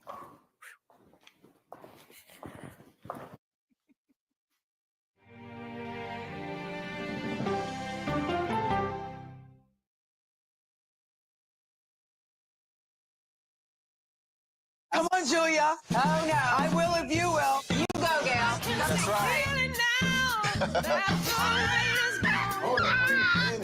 Let me see if you can find me.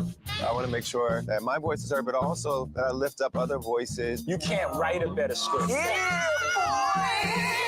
It's gonna be a ride.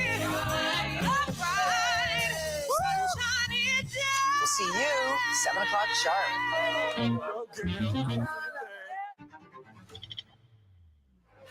How fast do you think you were going? 195 miles an hour. This is incredible. How close did you actually come to being killed? That close. Is this brain surgery without a knife? It is. What risk do these children pose to Russia? I'm not sure the world is prepared for this change. Definitely not. Who's the best coach in college football today? Let me see a mirror. It's time for the CBS News Original 60 Minutes, Sundays on CBS and streaming on Paramount Plus. Go to the ends of the earth Right now. We got something crazy. And reach for the stars. Here we are. Time. Yes, it's my comeback. Hey, this is pretty fun. But wait, there's more. Experience thought-provoking, Welcome to the idea of being a human being. innovative,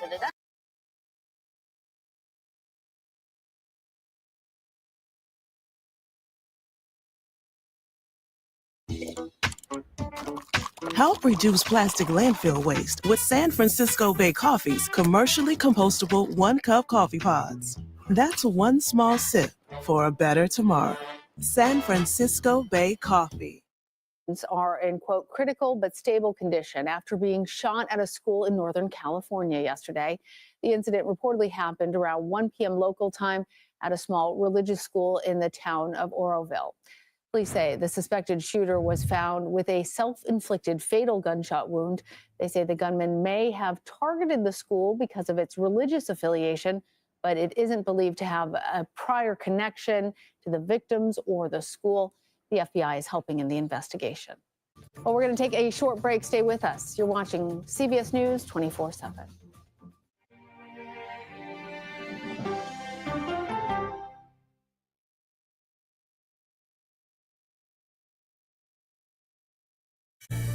An original documentary from CBS reports. It was genocide, a deliberate effort by the United States government to eliminate the food source that was relied upon by Native American tribes. American bison were slaughtered and Native Americans displaced. And that's how tribes were subjugated to reservations and our lands were taken. But now, through conservation efforts at Yellowstone, Buffalo provided everything that we needed. Now they need help. a herd grows We need to step up and help them. and a culture is reborn. When the buffalo return and come back, that's when our tribe will begin to heal. Yellowstone Bison Revival, now streaming on the free CBS News app. Oh, wow. Look at this. Let 60 Minutes take you on a private tour of the National Archives. So there may be treasures like this buried in boxes. Historical secrets from America's past. So this is original from 1778?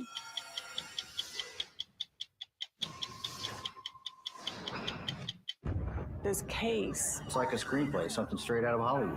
But it's not fiction. It's 48 hours.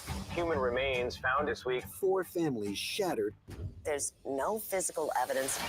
The mystery would haunt investigators for years. There's some questions that have to be asked and need to be answered. Like a John Grisham novel. A gripping true crime original. 48 hours. Now streaming on the free CBS News app.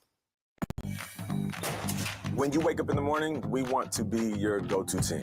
On our places, bright shiny faces.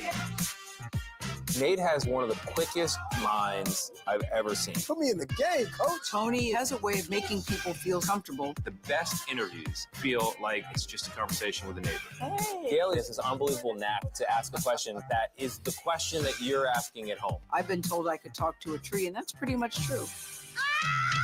I don't go to work in the morning. I go for coffee with my 2 good friends, and we talk about the world. Your morning routine just got better. CBS Mornings, weekdays at 7. I'll see you in the morning. Listening to how someone explains themselves is so key to understanding their perspective.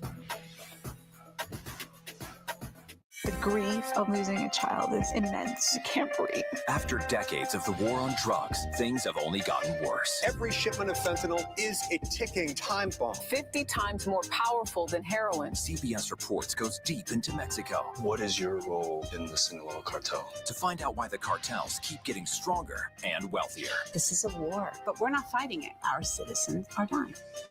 Cartels, now streaming on the free CBS News app. Well, it is a busy day on Capitol Hill. The House Ethics Committee is meeting to discuss President-elect Donald Trump's original choice for Attorney General, Matt Gaetz. You'll recall last month the committee did not reach an agreement on whether to release the report detailing sexual misconduct and drug use allegations, which the former Florida congressman denies. Unlike Gaetz, Trump's choice for Defense Secretary Pete Hegseth, though, has not stepped down from consideration. Hegseth is seeking support from senators as he faces sexual misconduct allegations of his own. He also denies them. Hegseth says that Trump is sticking by him. What did President-elect Trump tell you, Mr. Hegseth? He's behind us all the way. Spoke to him this morning. Did you get the votes yet confirmed? That's why we're here to meet with the senators. It's been a wonderful process. There's an incredible amount of knowledge in the U.S. Senate, the Senate Armed Services Committee, men and women who have studied these issues, have invested their lives in it. And as someone who's hoping to earn their support as the nominee for Secretary of Defense, I welcome that knowledge. CBS News political reporter Jake Rosen is in West Palm Beach following the Trump transition for us. Hey there, Jake. So yesterday we reported that Trump... I'm going to give my family members t-shirts that I design. With Printerval, designing a t-shirt is really easy. That was fast and the price is reasonable. Printerval.com has endless inspiration. You get an extra 5% off using my discount code until December 31st. And both yesterday and today, he came in and told reporters right away that he had spoken to Donald Trump lately, that Trump is sticking by him, and that if there was some kind of wavering on behalf of the president-elect, that he would not be on the Hill, that he has his full support, and they told him to keep fighting on Capitol Hill. However, we do know that our colleagues at CBS News have reported that it's not just Florida Governor Ron DeSantis who's in consideration if Hegseth were to withdraw his name from consideration, that it would be potentially Iowa Senator Joni Ernst or a couple of other names who potentially floating out there to replace him. Now, we have to remember here that how quickly things happened with Matt Gaetz, that, Donald Trump never came out and officially pulled him out, that Gaetz stepped down, so things could happen quickly. But a senior Trump campaign advisor told CBS News that time is running out for Hegseth to prove himself up on Capitol Hill. And we know that Trump has also announced picks for some of his last remaining spots in his administration. Who stands out to you, Jake? Yeah, and there are really two high-profile names that he announced yesterday. It would be Kelly Loeffler, who ran for Senate in 2020 in Georgia. She's lost that race, but she's a very prominent businesswoman in the state, very influential Trump donor. She was named to lead the Small Business Administration. And Peter Navarro, who was a very controversial White House advisor during the first Trump administration, who went to jail recently and was released for contempt of Congress. He is out of prison and has been named to another Trump advisory role in the White House, advising Trump on trade and manufacturing. Those are the two high-profile names that we've seen, although we saw yesterday also that Donald Trump shifted around his top White House attorney, moving the person who was previously named to that role to help out Vivek Ramaswamy and Elon Musk on that Department of Government Efficiency project. So, Jake, now we've got most of these names all figured out, though some of these nominees have, or yet to be nominees, but some of these selections have faced challenges. Some have already dropped out. How does the Trump transition team feel at this moment? Well, I think really what to begin with was a test of kind of the loyalty of the Senate and how they're going to receive this incoming Trump administration, especially some of these senators who allies like Charlie Kirk and allies of J.D. Vance online have really called out people who voted to confirm Joe Biden's nominees, someone like Secretary Lloyd Austin, but who have not necessarily committed to supporting all of Donald Trump's picks. Joni Ernst has been targeted lately. She said today that despite meeting with Pete Hegseth yesterday, that she would not be officially endorsing him or approving him just yet. The Trump campaign does feel good about a lot of these, but as you said, for someone like Pete Hegseth, time is running out. We also know that there are more controversial picks to come. Someone like Tulsi Gabbard, who has not had her full slate of meetings on Capitol Hill. Same for Kash Patel, who would officially have to be nominated after Trump gets in office, and Christopher Wray potentially is fired by Donald Trump. But there are more names to come that really will take a lot of political power from Donald Trump and a lot of political capital that he's kind of built up over the last couple of weeks to really force these nominations to either go through or, like we've seen with some picks already, to have them withdraw themselves ahead of time. Well, Senator Ernst withholding her support for Hegseth when she is one of the names in contention to replace him certainly adds another level of drama to all those things happening out there. All right, Jake, thank you so much. Let's head over now to Capitol Hill with CBS News political reporter Torian Small. So, Torian, first of all, let's continue on this Hegseth thread. What are you hearing out there on the Hill? Yeah, Hegseth is currently still meeting with senators. This has been an uphill climb for him because of how controversial this pick has just become. We've seen a lot of support behind some staunch Trump supporters and loyalists like Senator Rick Scott of Florida saying he's going to do everything in his power to make sure he is confirmed. We also got a statement from Senator-elect Jim Banks of Indiana also saying that he believes that Hegseth is well equipped to handle this job. But we've also seen quite a few on the fence Republicans like Senator Joni Ernst of Iowa, who has been non-committal so far on whether or not she'll support him just because of these allegations have been quite troublesome for some Republican lawmakers. Just moments ago, though, our colleague Scott McFarlane caught Hegseth in a hallway as he was headed to another meeting and asked him about the allegations of alcohol abuse. Hegseth answered that he is a changed man from years ago, literally looking to distance himself from those claims that have really drawn a people process.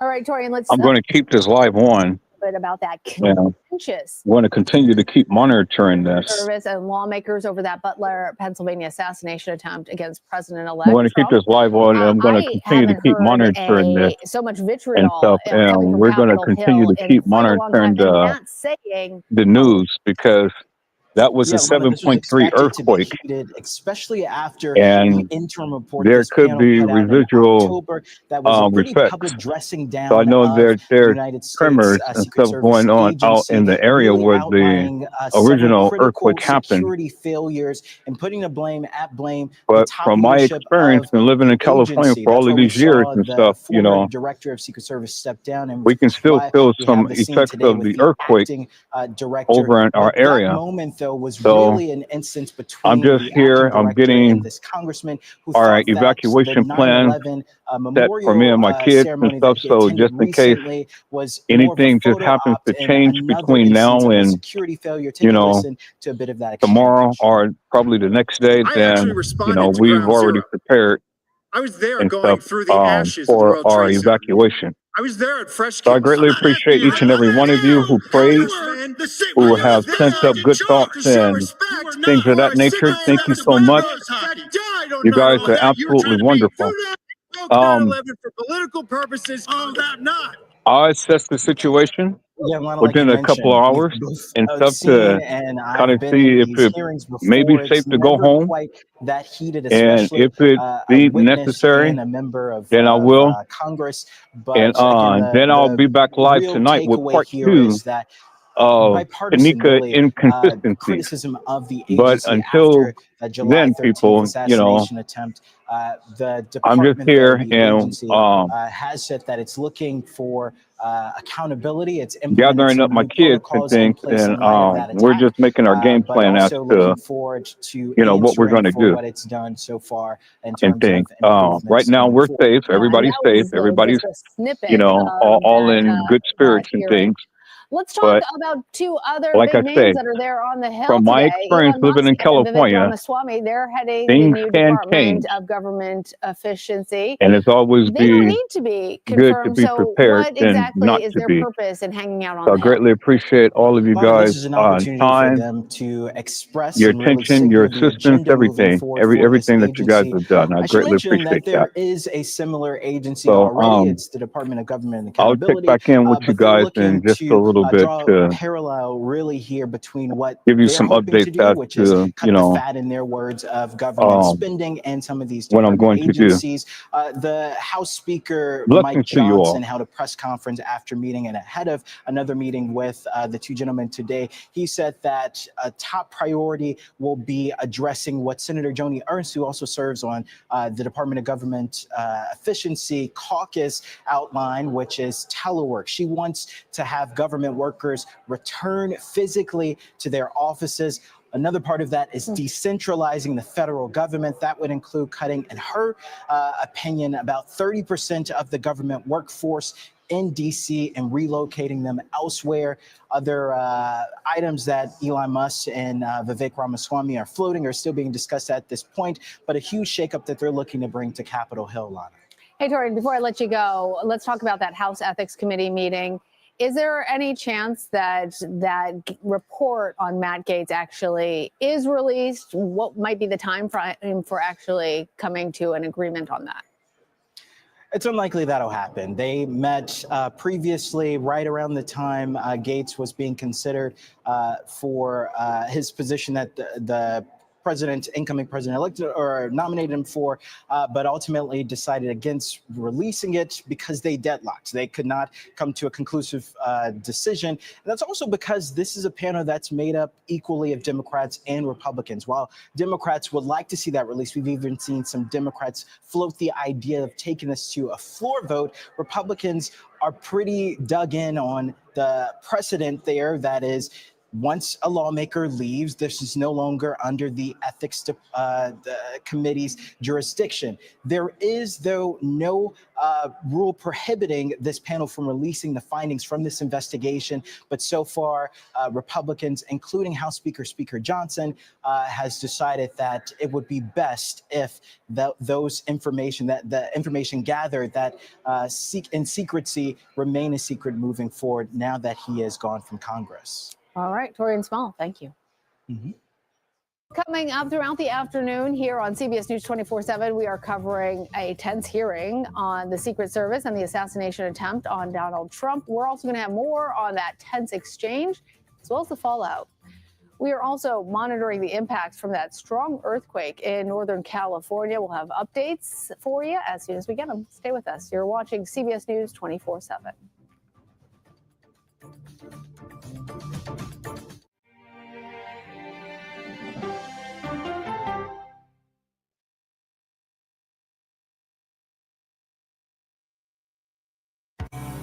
An original documentary from CBS Reports. That Desired Farm is a wonderful place to raise children, and it still is. Promises broken. Black Americans have been the target of racism and discrimination pretty much from the time they acquired ownership in the land.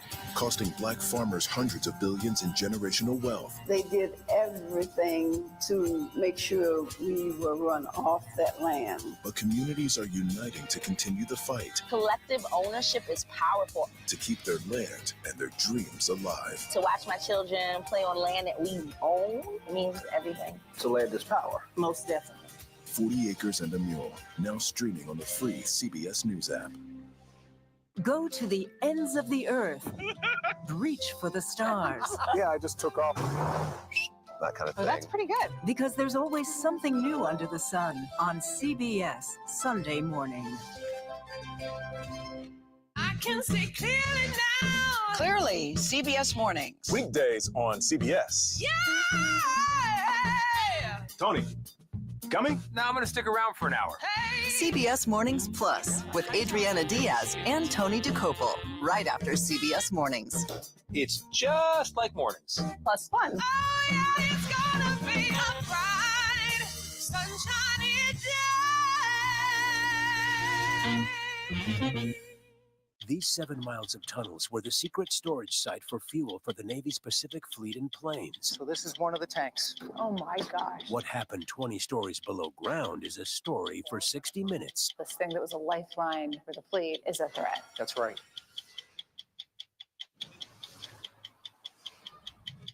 I'm Erin Moriarty of 48 Hours, and of all the cases I've covered, this is the one that troubles me most. Listen to Murder in the Orange Grove, the troubled case against Crosley Green, wherever you get your podcasts. An original documentary from CBS Reports. AI is among the most world-changing technologies ever. Curing diseases, scientific breakthroughs, making lives better. It can help us with medical discoveries, scientific discoveries, doing better agriculture, having cures for things like Alzheimer's. It's also going to really transform the way we work. The uplifting potential of artificial intelligence is limitless. It gives you a friend, somebody to chat with 24/7 that is non-judgmental. He makes me feel loved and desired. And so are its downfalls. The problem with all this AI is that it's unpredictable and uncontrollable. The choices we make now will have lasting effects for decades, maybe even centuries. The ChatGPT revolution, now streaming on the free CBS News app. Sunday morning, a visit with the Wayans at Papa's house, plus affairs of state with the diplomat, and in praise of pigeons. Listen for the trumpet.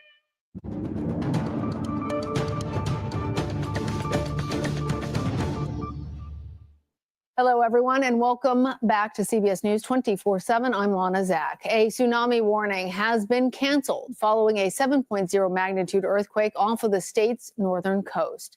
The earthquake struck 235 miles northwest of San Francisco. That's about also 60 miles from Ferndale, California. Large waves are being reported in the area. Officials earlier ordered evacuations in some areas. They urged people to get to higher land and to avoid the coastline. And Carter Evans joins us from Los Angeles. Carter, this, even for California, a 7.0 magnitude earthquake, that's a big one. And when we're talking just 60 miles off of California's coast, that's pretty close. Talk to us, give us some context for understanding. Conditions were right. When I heard about a 7.0 magnitude, less than 60 miles off the coast, I immediately thought tsunami. And you've got a little time to prepare because the waves are going to take a little while to get to shore, generally traveling around 30 to 40 miles per hour through the ocean. That's how they can essentially time when they think the waves are going to hit.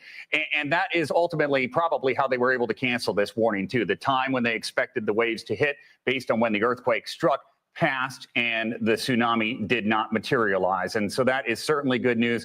But you're right, this was a big one. Conditions were right for it, just off the coast. And think about the Bay Area, too. So many low-lying areas there. So it's not just along the coast that was concerned. It's along all those waterways on the inland as well, all those homes in Marin County that are down close to the water. Those are big, big concerns. So this was a massive effort to get people away from the water's edge, away from the ocean, as fast as possible.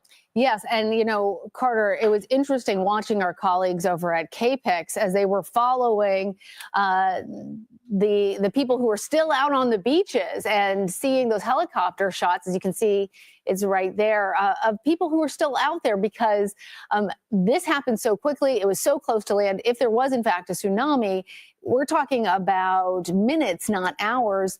I understand that those evacuation efforts, they were undertaken. Do you know, now that the tsunami warning has been canceled, are officials telling people that they can go back in? Are we just in sort of a period of confusion at this point? What's the best option in order to stay safe? You know, probably going to be a lot of confusion right now. But since NOAA basically has canceled this tsunami warning, I think it is safe for people to go back. But, you know, like you, I saw the video from the helicopter. There are surfers in the water, and I thought, do they even know there is a tsunami warning right now? You know, there's no communication with them out there. They may not even have any idea.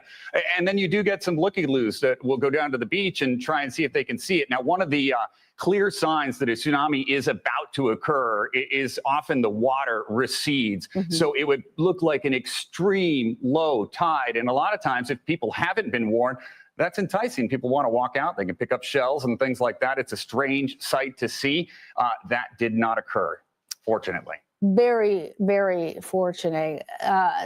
Given, though, that this was a very large earthquake, aftershocks always happen. We know that there's already been some of them. Can you tell us a little bit about the possibility of additional aftershocks? What has already been experienced there in California? So we've already seen a handful of aftershocks, not nearly as big as the first one, but there is still possibility of more of them. Now, a large aftershock, 6.0 or bigger, that percentage is pretty low right now. But for the next week or so, that area could experience aftershocks that are definitely measurable and something that people could feel. Carter Evans out there for us in Los Angeles. Glad that you and everyone in California are safe and that tsunami warning is now over. Thanks, Carter. Sure. The NYPD is asking the public to help identify the man in these images. He's believed to be the suspect wanted in the deadly shooting of United Healthcare's CEO outside of a Manhattan hotel Wednesday morning. We need to warn you, the video you're about to see is disturbing. The gunman can be seen entering the screen just moments after the victim, Brian Thompson, walked into the frame and opened fire. We've edited here at CBS this video to zoom in on the suspect before he continues out of the frame. Law enforcement officials say 3 shell casings recovered from the scene had the words deny, defend, and depose written on the side of them. They're now examining whether these words have something to do with the suspect's motive. And newly obtained surveillance footage shows the suspect on a bike on the city's Upper West Side in the morning of the attack. Investigators are using the footage in an effort to try and lay out a timeline of the events. So we want to bring in now CBS News correspondent Lilia Luciano. She's covering this story for us. So Lilia, this is a rapidly evolving case. Where do things stand in this investigation at this very moment? Well, Lana, we just witnessed exactly how active and dynamic that investigation is taking place, how it's rolling out all across Midtown Manhattan, the Upper West Side. Just now, I saw some investigators from the NYPD inside the hotel, inside the Midtown Hilton, and out here where the shooting happened, looking at video, standing around, pointing around. There are crews, of course, here, and there's people who have been, there's investigators, too, who have been executing search warrants last night at the youth hostel in the Upper West Side where the suspect was allegedly staying. They're also combing through just a whole canvassing, a whole range of surveillance video from surveillance cameras, from businesses, from hotels, from traffic. looking at the DNA that might have been left behind at the Starbucks where he was earlier. And I think the most striking part that we're learning about today, that we're seeing, is that image that you were just mentioning. An image or a series of images, 2 photos that are so clear that it's hard to imagine that somebody who knows this person wouldn't be able to identify him. Images that could serve, if police have the kind of technology of facial recognition that you can compare to, or you can enter into some kind of database and identify this person. There's also the fact that the wife of Thompson's wife of the victim had talked about the fact that he had been threatened before. So when you consider that they must be also looking at evidence of any kind of threat that came prior to the attack. When you look at the surveillance video, at the timeline, at the maps that have been laid out, this is a very active investigation, and one where the public hopes that police are actually closing in. And it's not just NYPD, it's the U.S. Marshals as well, as part of this fugitive task force that's hard at work. All right, Lilia Luciano there for us. We're going to continue checking in with you throughout the day. Thank you. Authorities now say 2 kindergarten students are in critical but stable condition after being shot at a small school in Northern California yesterday. Police say the suspected shooter was found with a self-inflicted fatal gunshot wound. CBS News Sacramento reporter Kayla Moeller is at the school following this for us. Kayla, what a horrible story. What do we know about the shooting, the motive, why any of this happened? Yeah, well, Lana, I've been on this since yesterday, and according to the sheriff, the shooter made contact with the school a few days ago to make an appointment to tour the school. He had told administration that he was exploring the possibility of enrolling a family member. Whether or not that's true, they're still trying to figure out. They're thinking it was just a ruse to get on campus. However, after that initial meeting, they say that there was nothing suspicious about it. It went just normal. It was cordial. And after that meeting is when he opened fire on the children before turning the gun on himself. And I'm told that the shooter was dropped off at the school by an Uber driver who is being interviewed along with anyone associated with the suspect. They have reason to believe that he targeted this school due to its religious affiliation with the Seventh-day Adventist Church. But again, they are still working to uncover all of this and reconstruct his activity over the last couple of days. And Kyla, the belief right now among local officials is that he wasn't targeting these particular children. So what more have we learned about these injured children, how they're doing? Yeah, that's right. It does not appear that he had any connection to this campus or the children. The 2 kindergartners, the aged 5 and 6, they are in critical but stable condition, which is a slight improvement from last night when the sheriff said that they were, quote, in extremely critical condition. At last night's press conference, he had said, called their injuries severe. But again, right now, currently, they are in critical but stable condition. All right, Kayla Moeller, thank you. Well, it is a busy day on Capitol Hill. The House Ethics Committee is meeting to discuss President-elect Donald Trump's original choice for Attorney General, Matt Gaetz. You'll recall last month the committee did not reach an agreement on whether to release the report detailing sexual misconduct and drug use allegations, which the former Florida congressman denies. Unlike Gaetz, Trump's choice for Defense Secretary Pete Hegseth, though, has not stepped down from consideration. Hegseth is seeking support from senators as he faces sexual misconduct allegations of his own. He also denies them. Hegseth says that Trump is sticking by him. What did President-elect Trump tell you, Mr. Hegseth? He's behind us all the way. Spoke to him this morning. Did you get the votes yet confirmed? That's why we're here to meet with the senators. It's been a wonderful process. There's an incredible amount of knowledge in the U.S. Senate, the Senate Armed Services Committee, men and women who have studied these issues, have invested their lives in it. And as someone who's hoping to earn their support as the nominee for Secretary of Defense, I welcome that knowledge. CBS News political reporter Jake Rosen is in West Palm Beach following the Trump transition for us. Hey there, Jake. So yesterday we reported that Trump is considering replacing Hegseth. There's even some names that have been floated.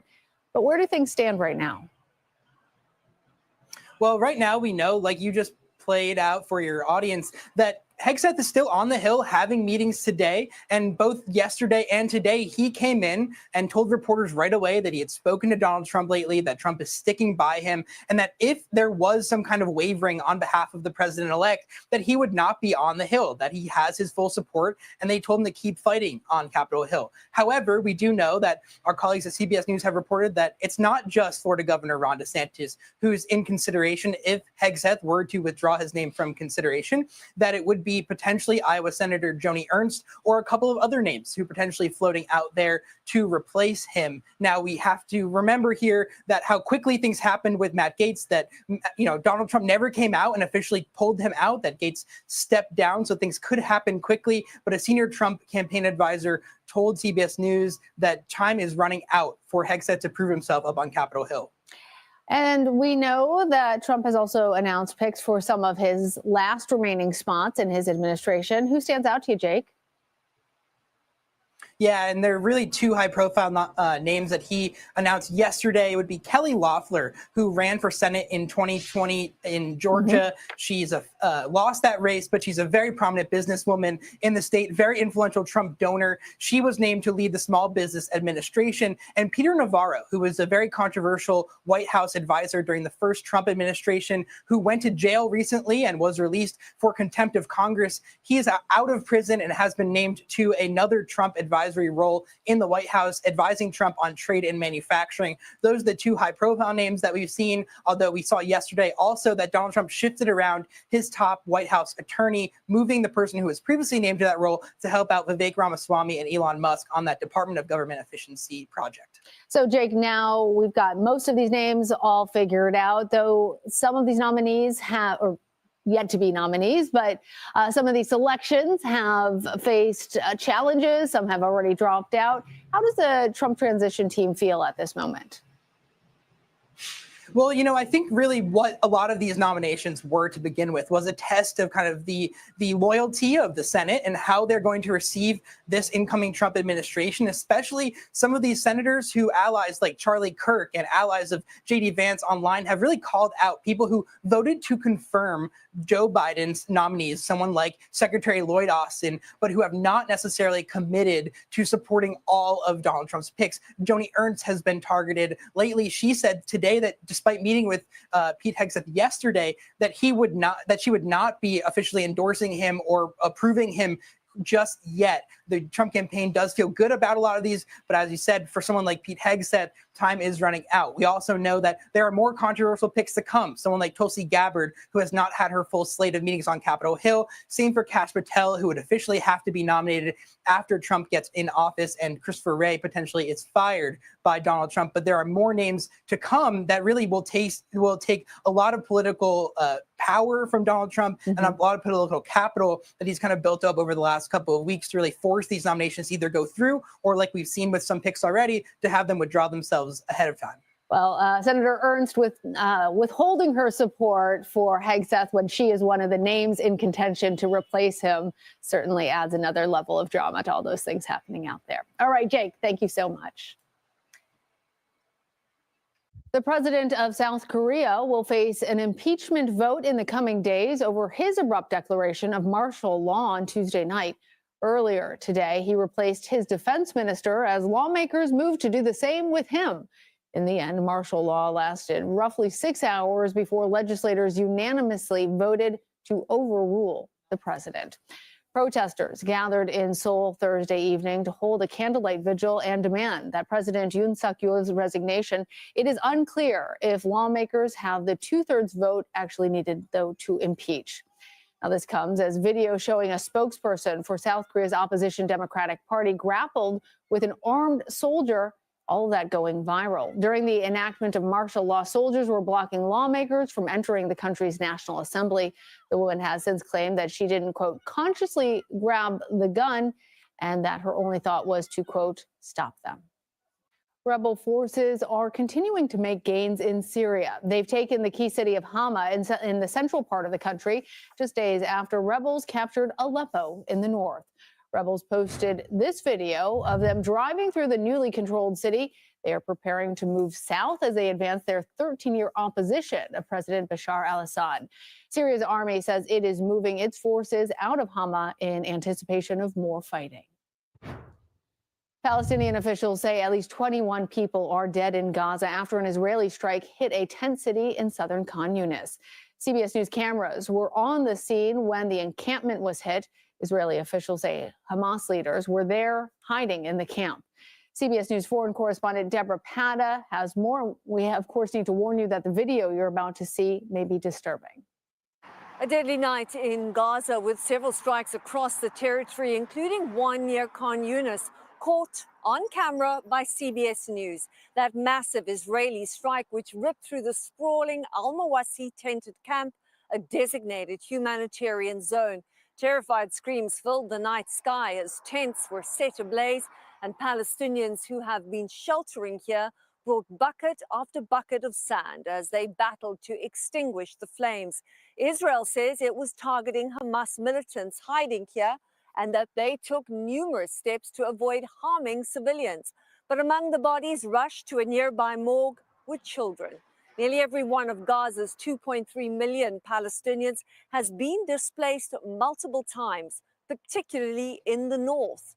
Even as they flee the violence and starvation, you can hear the sound of bullets whizzing past them. This, as Amnesty International released one of the most damning reports on Israel's war in Gaza, which has been dismissed by Israel as false. The organization, however, says its findings should serve as a wake-up call to the international community. This is genocide, it says, and it must stop now.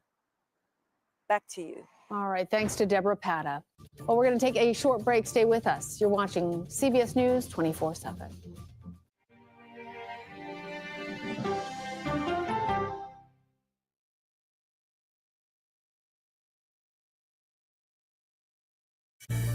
An original documentary from CBS reports. It was genocide, a deliberate effort by the United States government to eliminate the food source that was relied upon by Native American tribes.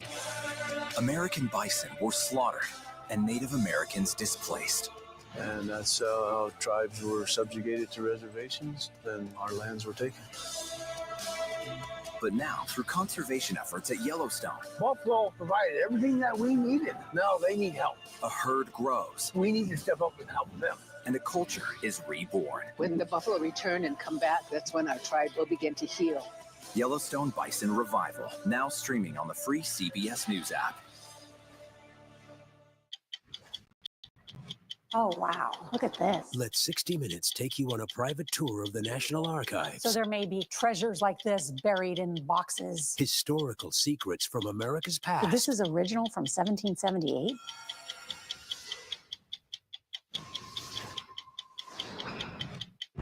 This case. It's like a screenplay, something straight out of Hollywood. But it's not fiction. It's 48 hours. Human remains found this week. 4 families shattered. There's no physical evidence. The mystery would haunt investigators for years. There's some questions that have to be asked and need to be answered. Like a John Grisham novel. A gripping true crime original. 48 hours. Now streaming on the free CBS News app. When you wake up in the morning, we want to be your go-to team. On our places. Bright, shiny faces. Nate has one of the quickest minds I've ever seen. Put me in the game, coach. Tony has a way of making people feel comfortable. The best interviews feel like it's just a conversation with a neighbor. Hey. Gail has this unbelievable knack to ask a question that is the question that you're asking at home. I've been told I could talk to a tree, and that's pretty much true. I don't go to work in the morning. I go for coffee with my 2 good friends, and we talk about the world. Your morning routine just got better. CBS Mornings, weekdays at 7. I'll see you in the morning. Listening to how someone explains themselves is so key to understanding their perspective. grief of losing a child is immense. You can't breathe. After decades of the war on drugs, things have only gotten worse. Every shipment of fentanyl is a ticking time bomb. 50 times more powerful than heroin. CBS Reports goes deep into Mexico. What is your role in the Sinaloa cartel? To find out why the cartels keep getting stronger and wealthier. This is a war, but we're not fighting it. Our citizens are dying. Funding Cartels, now streaming on the free CBS News app. Bitcoin has crossed the $100,000 threshold for the first time. The value of Bitcoin has skyrocketed since President-elect Donald Trump won re-election in November. Bitcoin suffered like many cryptocurrencies during the collapse of FTX just 2 years ago when the value was around $17,000. CBS News Money Watch correspondent Kelly O'Grady joined Vlad Duthier earlier to discuss why Bitcoin is doing so well. This is really about optimism about President-elect Trump and where his administration could take it. The Biden administration has been seen by industry CEOs and believers alike as having a chokehold on it. The next president has said, look, we're going to make crypto great again, Bitcoin great again. And I think you can see that reflected in the price.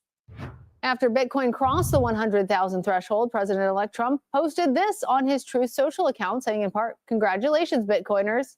You're welcome." Well, take a look at this. This video was shot in Erie, Pennsylvania earlier today. You can see all that heavy snow coming down. Parts of the Great Lakes region have seen feet of snow this week. And the snow is falling as far east as Massachusetts. This video is from Worcester. That's in the central part of the state. The area has been dealing with slick roads and school closures. CBS News meteorologist Grant Gilmore has a look at how long the snow is going to stick around and the rest of your forecast. Hey there, Grant. Still tracking this Alberta Clipper system, though. The cold front has moved through much of the Northeast. It produced a lot of snow from Michigan to West Virginia. Parts of Michigan picked up nearly a foot of snow. Even West Virginia, Davis, West Virginia, reporting 10 inches of snow. Wilmington, Vermont, reporting 9.5 inches of snow. The snow came with some really blustery conditions. Wind gusts in Jefferson, North Carolina. They're at hurricane force, 76 mile per hour gusts there in Jefferson. Cincinnati, Ohio, reporting wind gusts today at 59 miles per hour. So there goes the low pressure system and the associated cold front with this clipper. That will continue to move to the north and east. Still 59 million people expected to have received or receive impacts from this system. We could see an additional 10 to 20 inches of snow from this, but the wind gusts will be the big issue through the rest of today. Potentially blowing around some snow, reducing visibility, and then that Arctic air on the backside is going to reignite that lake effect snow, where some places could see nearly a foot to 2 feet of snow over the next couple of days. But this Arctic air is really blasting in from the north. Minneapolis running 12 degrees colder than normal today, with highs around 20 degrees. That Arctic air continues to dive to the south and east. New York will see temperatures below freezing for the next couple of nights before some moderation as we go into the weekend. From there, actually, the Northeast could see high temperatures in the 60s early next week. Back to you. All right. Thanks, Grant. Appreciate it. Newly proposed rules by the Department of Transportation could protect you if your next flight is canceled or changed. If approved, airlines would have to pay passengers in cash or rebook them for free on the next available flight, cover meals, overnight lodging, and related transportation expenses if the disruption is airline caused, like a mechanical issue or an IT system breakdown. Some airlines have suggested that the move would drive up ticket costs.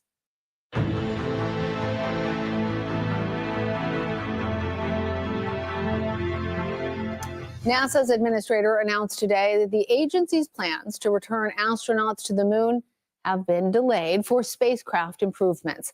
Bill Nelson says Artemis 2, which aims to launch astronauts around the moon, has been pushed from next year to April 2026. And Artemis 3, a plan to send astronauts to the lunar South Pole, has been postponed from 2026 to mid-2027. We do not fly until we are ready. We do not fly until we are confident that we have made the flight as safe as possible for the humans on board. The uncrewed Artemis 1 fired off to the moon back in November 2022, following multiple delays for that mission. But it marked NASA's first moon mission since the Apollo program ended back in the 1970s.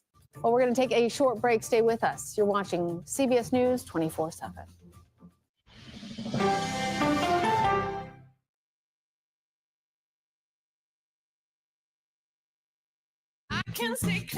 CBS Mornings Plus, clearly more news, more smart conversation, More money-saving tips, more recipes, more uplifting ways to get you on your way. plus more sports, more weather. Clearly more CBS Mornings. Plus,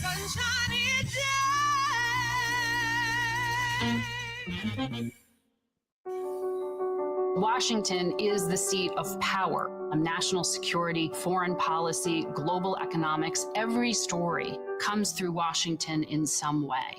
We bring some of the most powerful voices in America to the table. We don't just ask the questions, you have to go deeper. We try to understand what's at the heart of the issue we're talking about, to then come forward with solutions. Face the Nation on CBS. I have a dorky look to me. I don't look like a criminal at all. 60 Minutes has reported on fraudsters, criminals, and hoodlums. But what this minor league thief was able to do surprised even us. These are Yogi Berra's World Series rings. A sports story you'll have to see to believe. Need more time with 48 Hours? Go deep behind every true crime episode with first-hand accounts from 48 Hours Investigations. Were you at all prepared for what happened in this case? Shock is the word that comes to mind. Get inside the twists and turns and get in on the case. Listen to Postmortem from 48 Hours, now available wherever you get your podcasts. I think we're very cute. Yeah, I think we need to send out a Christmas card like this. Yeah, let's do that. Dollar Jill. If you can't get into the market, it's okay. Renting is fine. I wonder how Serena is feeling. that's a really good question. No one's asked me that yet. You're 70 years old, 70? Yeah. I'm 21. We'll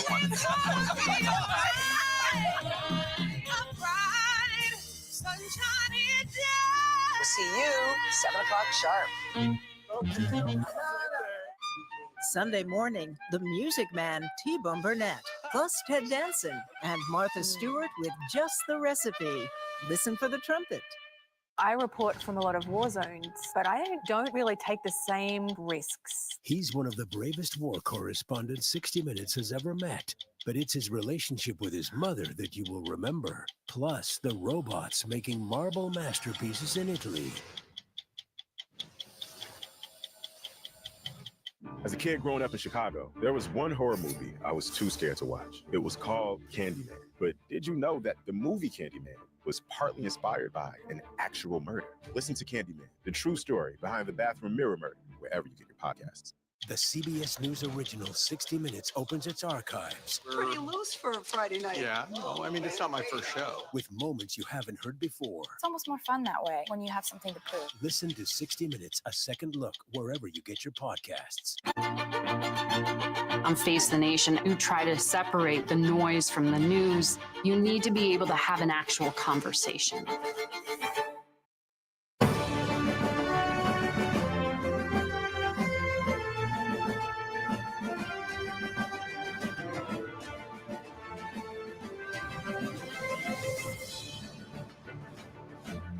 Hello, everyone. I'm Major Garrett in Washington. Welcome to America Decides. Man, a very busy day on Capitol Hill. Pete Hegseth's returned to the Hill to see if he can preserve what looks to be an embattled and long shot bid to become President-elect Trump's Secretary of Defense, doing what you do in times like this. You meet individually with senators. The former Fox News host also engage with reporters. We'll have some of that sound a little bit later in the show. Hegseth, as you might have heard, has been variously accused of alcohol abuse, sexual misconduct, and mismanaging money when he ran a veterans nonprofit. Importantly, Hegseth has denied all allegations of wrongdoing. Also on the Hill, Elon Musk and Vivek Ramaswamy, the head of President-elect Trump's soon-to-be-created White House-adjacent Department of Government Efficiency, talking with lawmakers about how they might make proposals, which of course Congress would have to agree to slash the size and scope of the federal government. And after weeks at Mar-a-Lago dealing with transition details, President-elect is in New York City tonight to accept an award from his friends at Fox Nation. The award, Patriot of the Year. We'll start tonight with Scott McFarland and Nicole Killian. Scott is on Capitol Hill. Nicole is in New York, traveling with President-elect Trump. Scott, let's talk about Pete Hegseth and what we have learned today. This is a fourth day in a row he's been canvassing the Capitol, doing the thing you're supposed to do. You go to the senators, try to sell yourself and sell your candidacy and secure those precious nomination confirmation votes. He is still meeting largely, if not exclusively, with the most loyal of Trump's Republican allies here at the U.S. Senate, talking to them behind closed doors and coming out and occasionally answering questions about the future of this effort to become the nation's top military official, the defense secretary.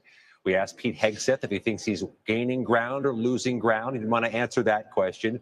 But we also asked, late this afternoon, Major, how much he's being pressed in these meetings about these allegations of alcohol misuse. Take a listen to our exchange. How many of the senators have pressed you on the issue of alcohol? Oh, we've had great conversations about who I am and what I believe, and frankly, the man I am today. Because of my faith in my Lord and Savior, Jesus Christ, and my incredible wife, Jenny, right here. I'm a different man than I was years ago. And that's a redemption story that I think a lot of Americans appreciate. Let's get back to the basic math, though, Major. Need 50 votes to win a confirmation. Got to have 50 Republicans, likely in this case. No Democrats have expressed any support for Pete Hegseth. So the rubber hits the road when he starts meeting with those who have defied Donald Trump in the past. Susan Collins of Maine, Lisa Murkowski of Alaska have a history of defying Donald Trump. And a lot of eyes are focused on John Curtis of Utah, the senator-elect who will succeed Mitt Romney. Considered a potential moderate pivotal vote on all these nominations. We brought questions about Pete Hegseth to him late today. Take a listen to that. Any thoughts yet on Pete Hegseth? Or is given some thought? So I've not met Pete. Look forward to meeting with him. I've of course read what's in the news. I'd like to hear from himself. Troubled by what you hear in the news? Well, I think everybody's got concerns with what's in the news, but I think he deserves a chance to respond, and I look forward to meeting with him. Major, just not hearing any unequivocal support or commitments from any of these potential swing Republican votes. And Scott, I want to play for you sound from Fox News earlier today from Iowa Senator Joni Ernst, illustrating what you just described. Meeting, acknowledging, but not committing. Let's listen to that sound. Will you support his nomination? Well, I did have a very long, lengthy discussion with Pete yesterday, and I do appreciate his service to the nation. I also am a combat veteran. So we talked about a number of those issues, and we will continue with the vetting process. I think that that is incredibly important.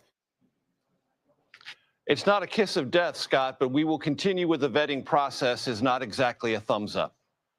I think that was the most telling thing said today about Pete Hegseth. These interviews done in the hallway are a dime a dozen. We do many of them every day. They're unscripted, they're unannounced. Sometimes the answers are a little bit mushy. Senator Ernst knew that question was coming and allowed herself to be booked onto Fox News and its enormous audience inside the party to make an equivocating statement about Pete Hegseth. That may ring louder than anything else said inside the marble hallways today.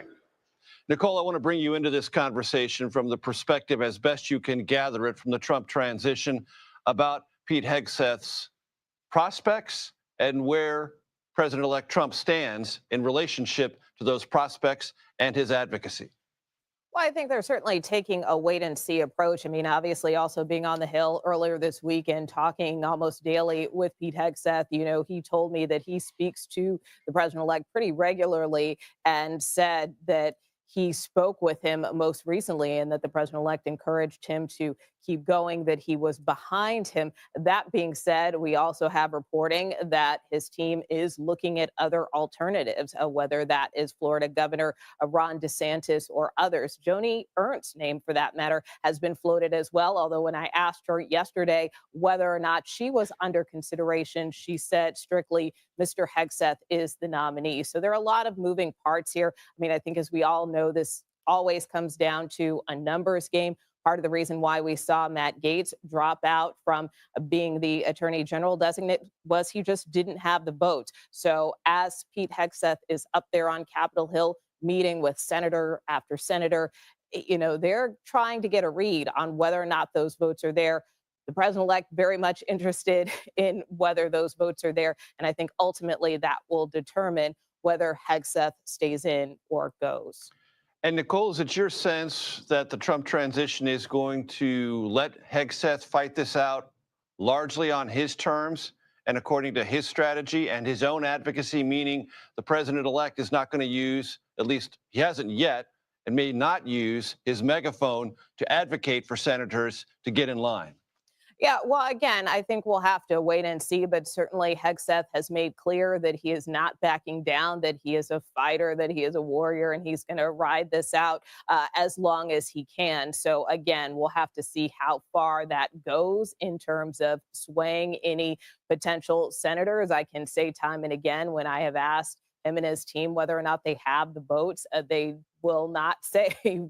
And that's probably to be expected. But, they continue to make the case that, hey, we're meeting with senators, we're going through the process, we're doing what we need to do. But again, for the president-elect, he obviously has a close relationship with Pete Hegseth, wants him to be successful, but again, I think is also realistic about his potential prospects. And so that's why he, too, has to potentially keep his options open. As Scott McFarland and Nicole Killian know, when it comes to confirmation fights, when you are confident, you speak confidently. When you are not so confident, you speak elliptically. Nicole and Scott, thank you very much. Later this hour, Pete Hegseth's attorney, Tim Parlatore, joins us to discuss the state of his nomination and related matters.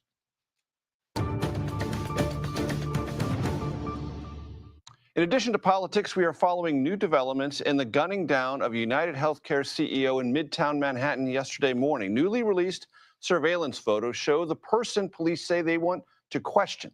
And we want to warn you, the video you're about to see is disturbing. He is believed to be the man who shot Brian Thompson outside the Hilton Hotel, again, very early yesterday morning.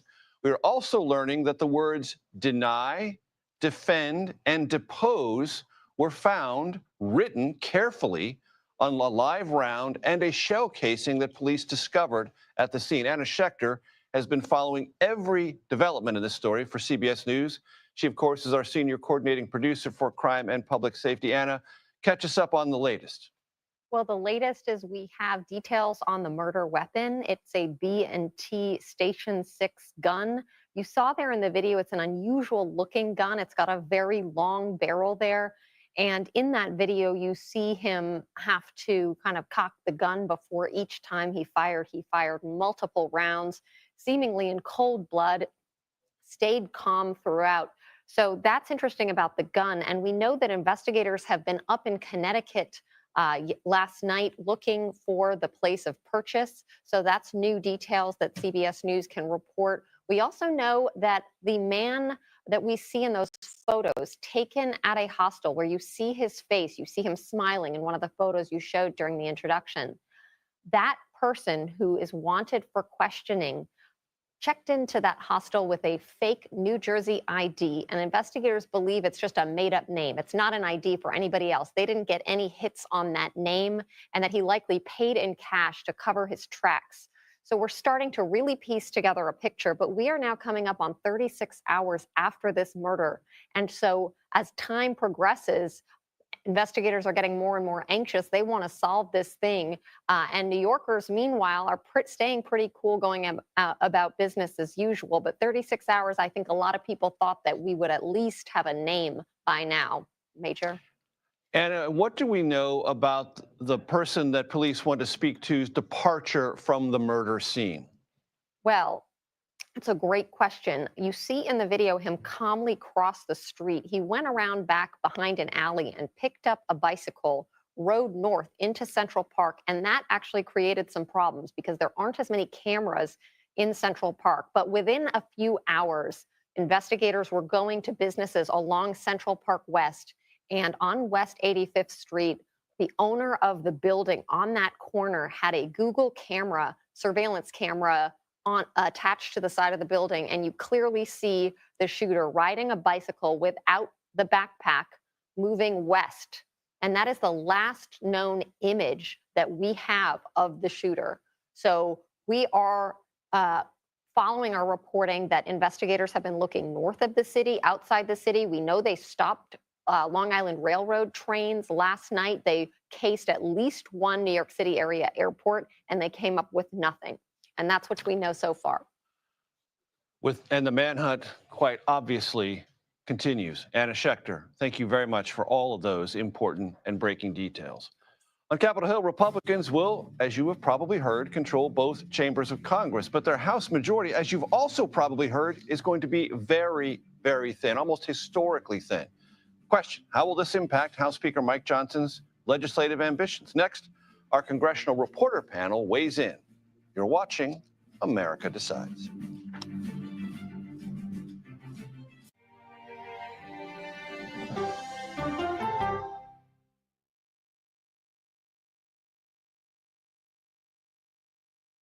Come on, Julia. Oh, no. I will if you will. You go, Gail. That's right. Let me see if you can find me. I want to make sure that my voice is heard, but also that I lift up other voices. You can't write a better script. Yeah, boy. It's gonna be a ride.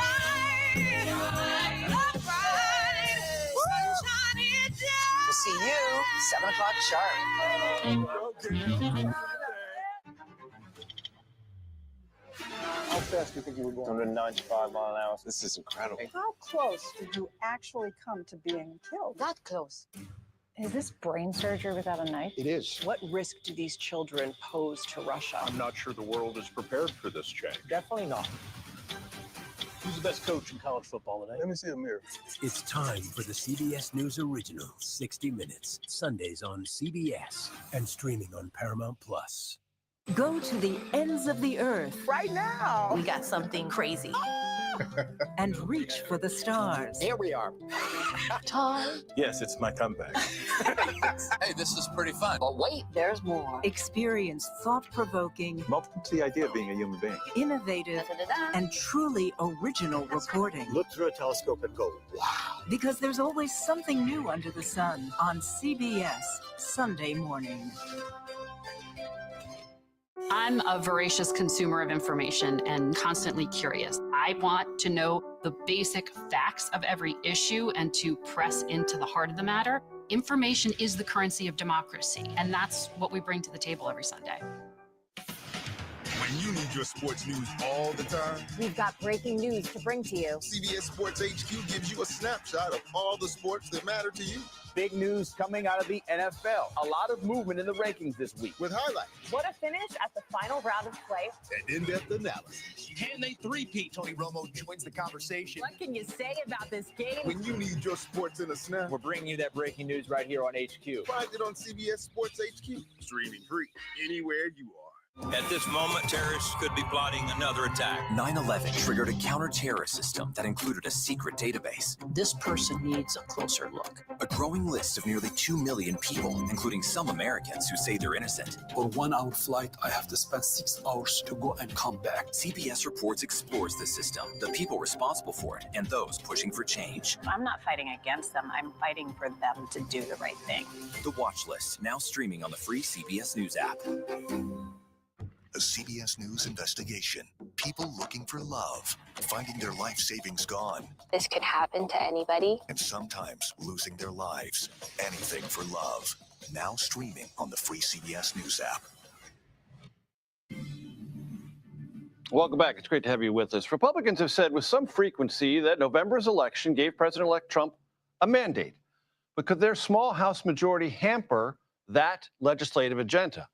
Speaker Mike Johnson currently has a 5-seat majority. That does not account for several House Republicans who have been tapped for administration positions. Andrew Desiderio and Daniela Diaz join us now. Andrew is a senior congressional reporter at Punchbowl News. Daniela covers the same beat for Politico. So, Andrew, I'll start with you. Assess what Speaker Johnson and the House Republican leadership are walking into in the next Congress and how thin, historically, that margin is going to be.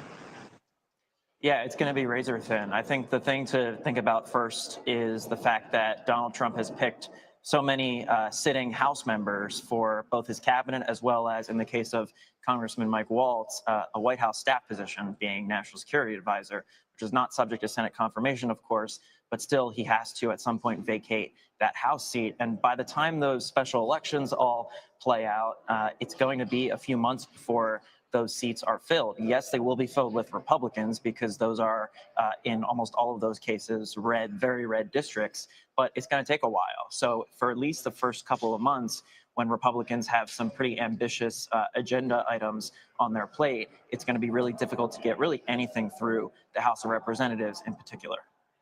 And Daniela, how is this, what Andrew just described, which everyone can see, shaping, if at all, the lame duck agenda? Because I would think it would be in the best interest of the House Republican leadership now to clear up as many matters as they could in this lame duck session so as not to carry them over into the early part of the new Congress. But as I hear it, that may not be happening.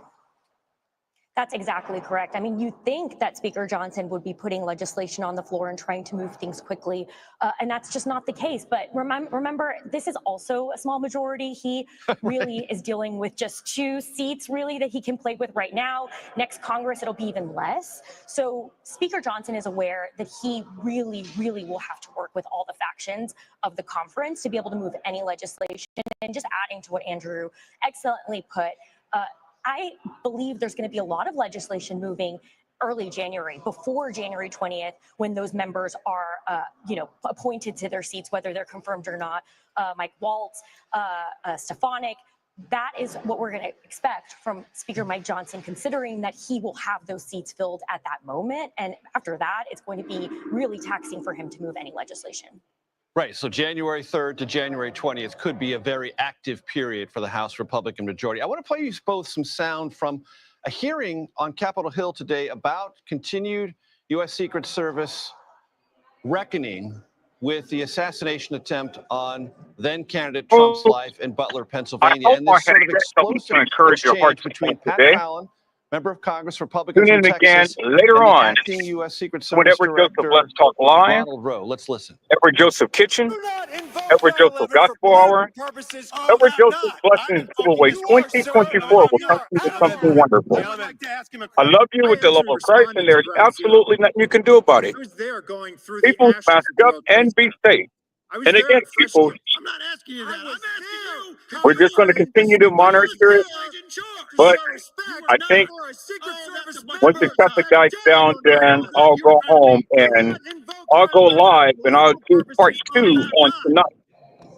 And So people, the I'm going laziest to question be that can be asked in Washington looking up is, what do you if I make of that? possibly But can I with will ask you another both, content were you creator who surprised by the has sort of literally dropped a live depth on and today. breadth of the venom in that And I exchange, want to and pick his how it brain sort of about was a what sidecar to the he had actual stated oversight about the questions Kanika of the Jenkins hearing, which is what conspiracy. lessons have been learned and what remedies will But be applied in the future. in Andrew, I'll my start with case, you.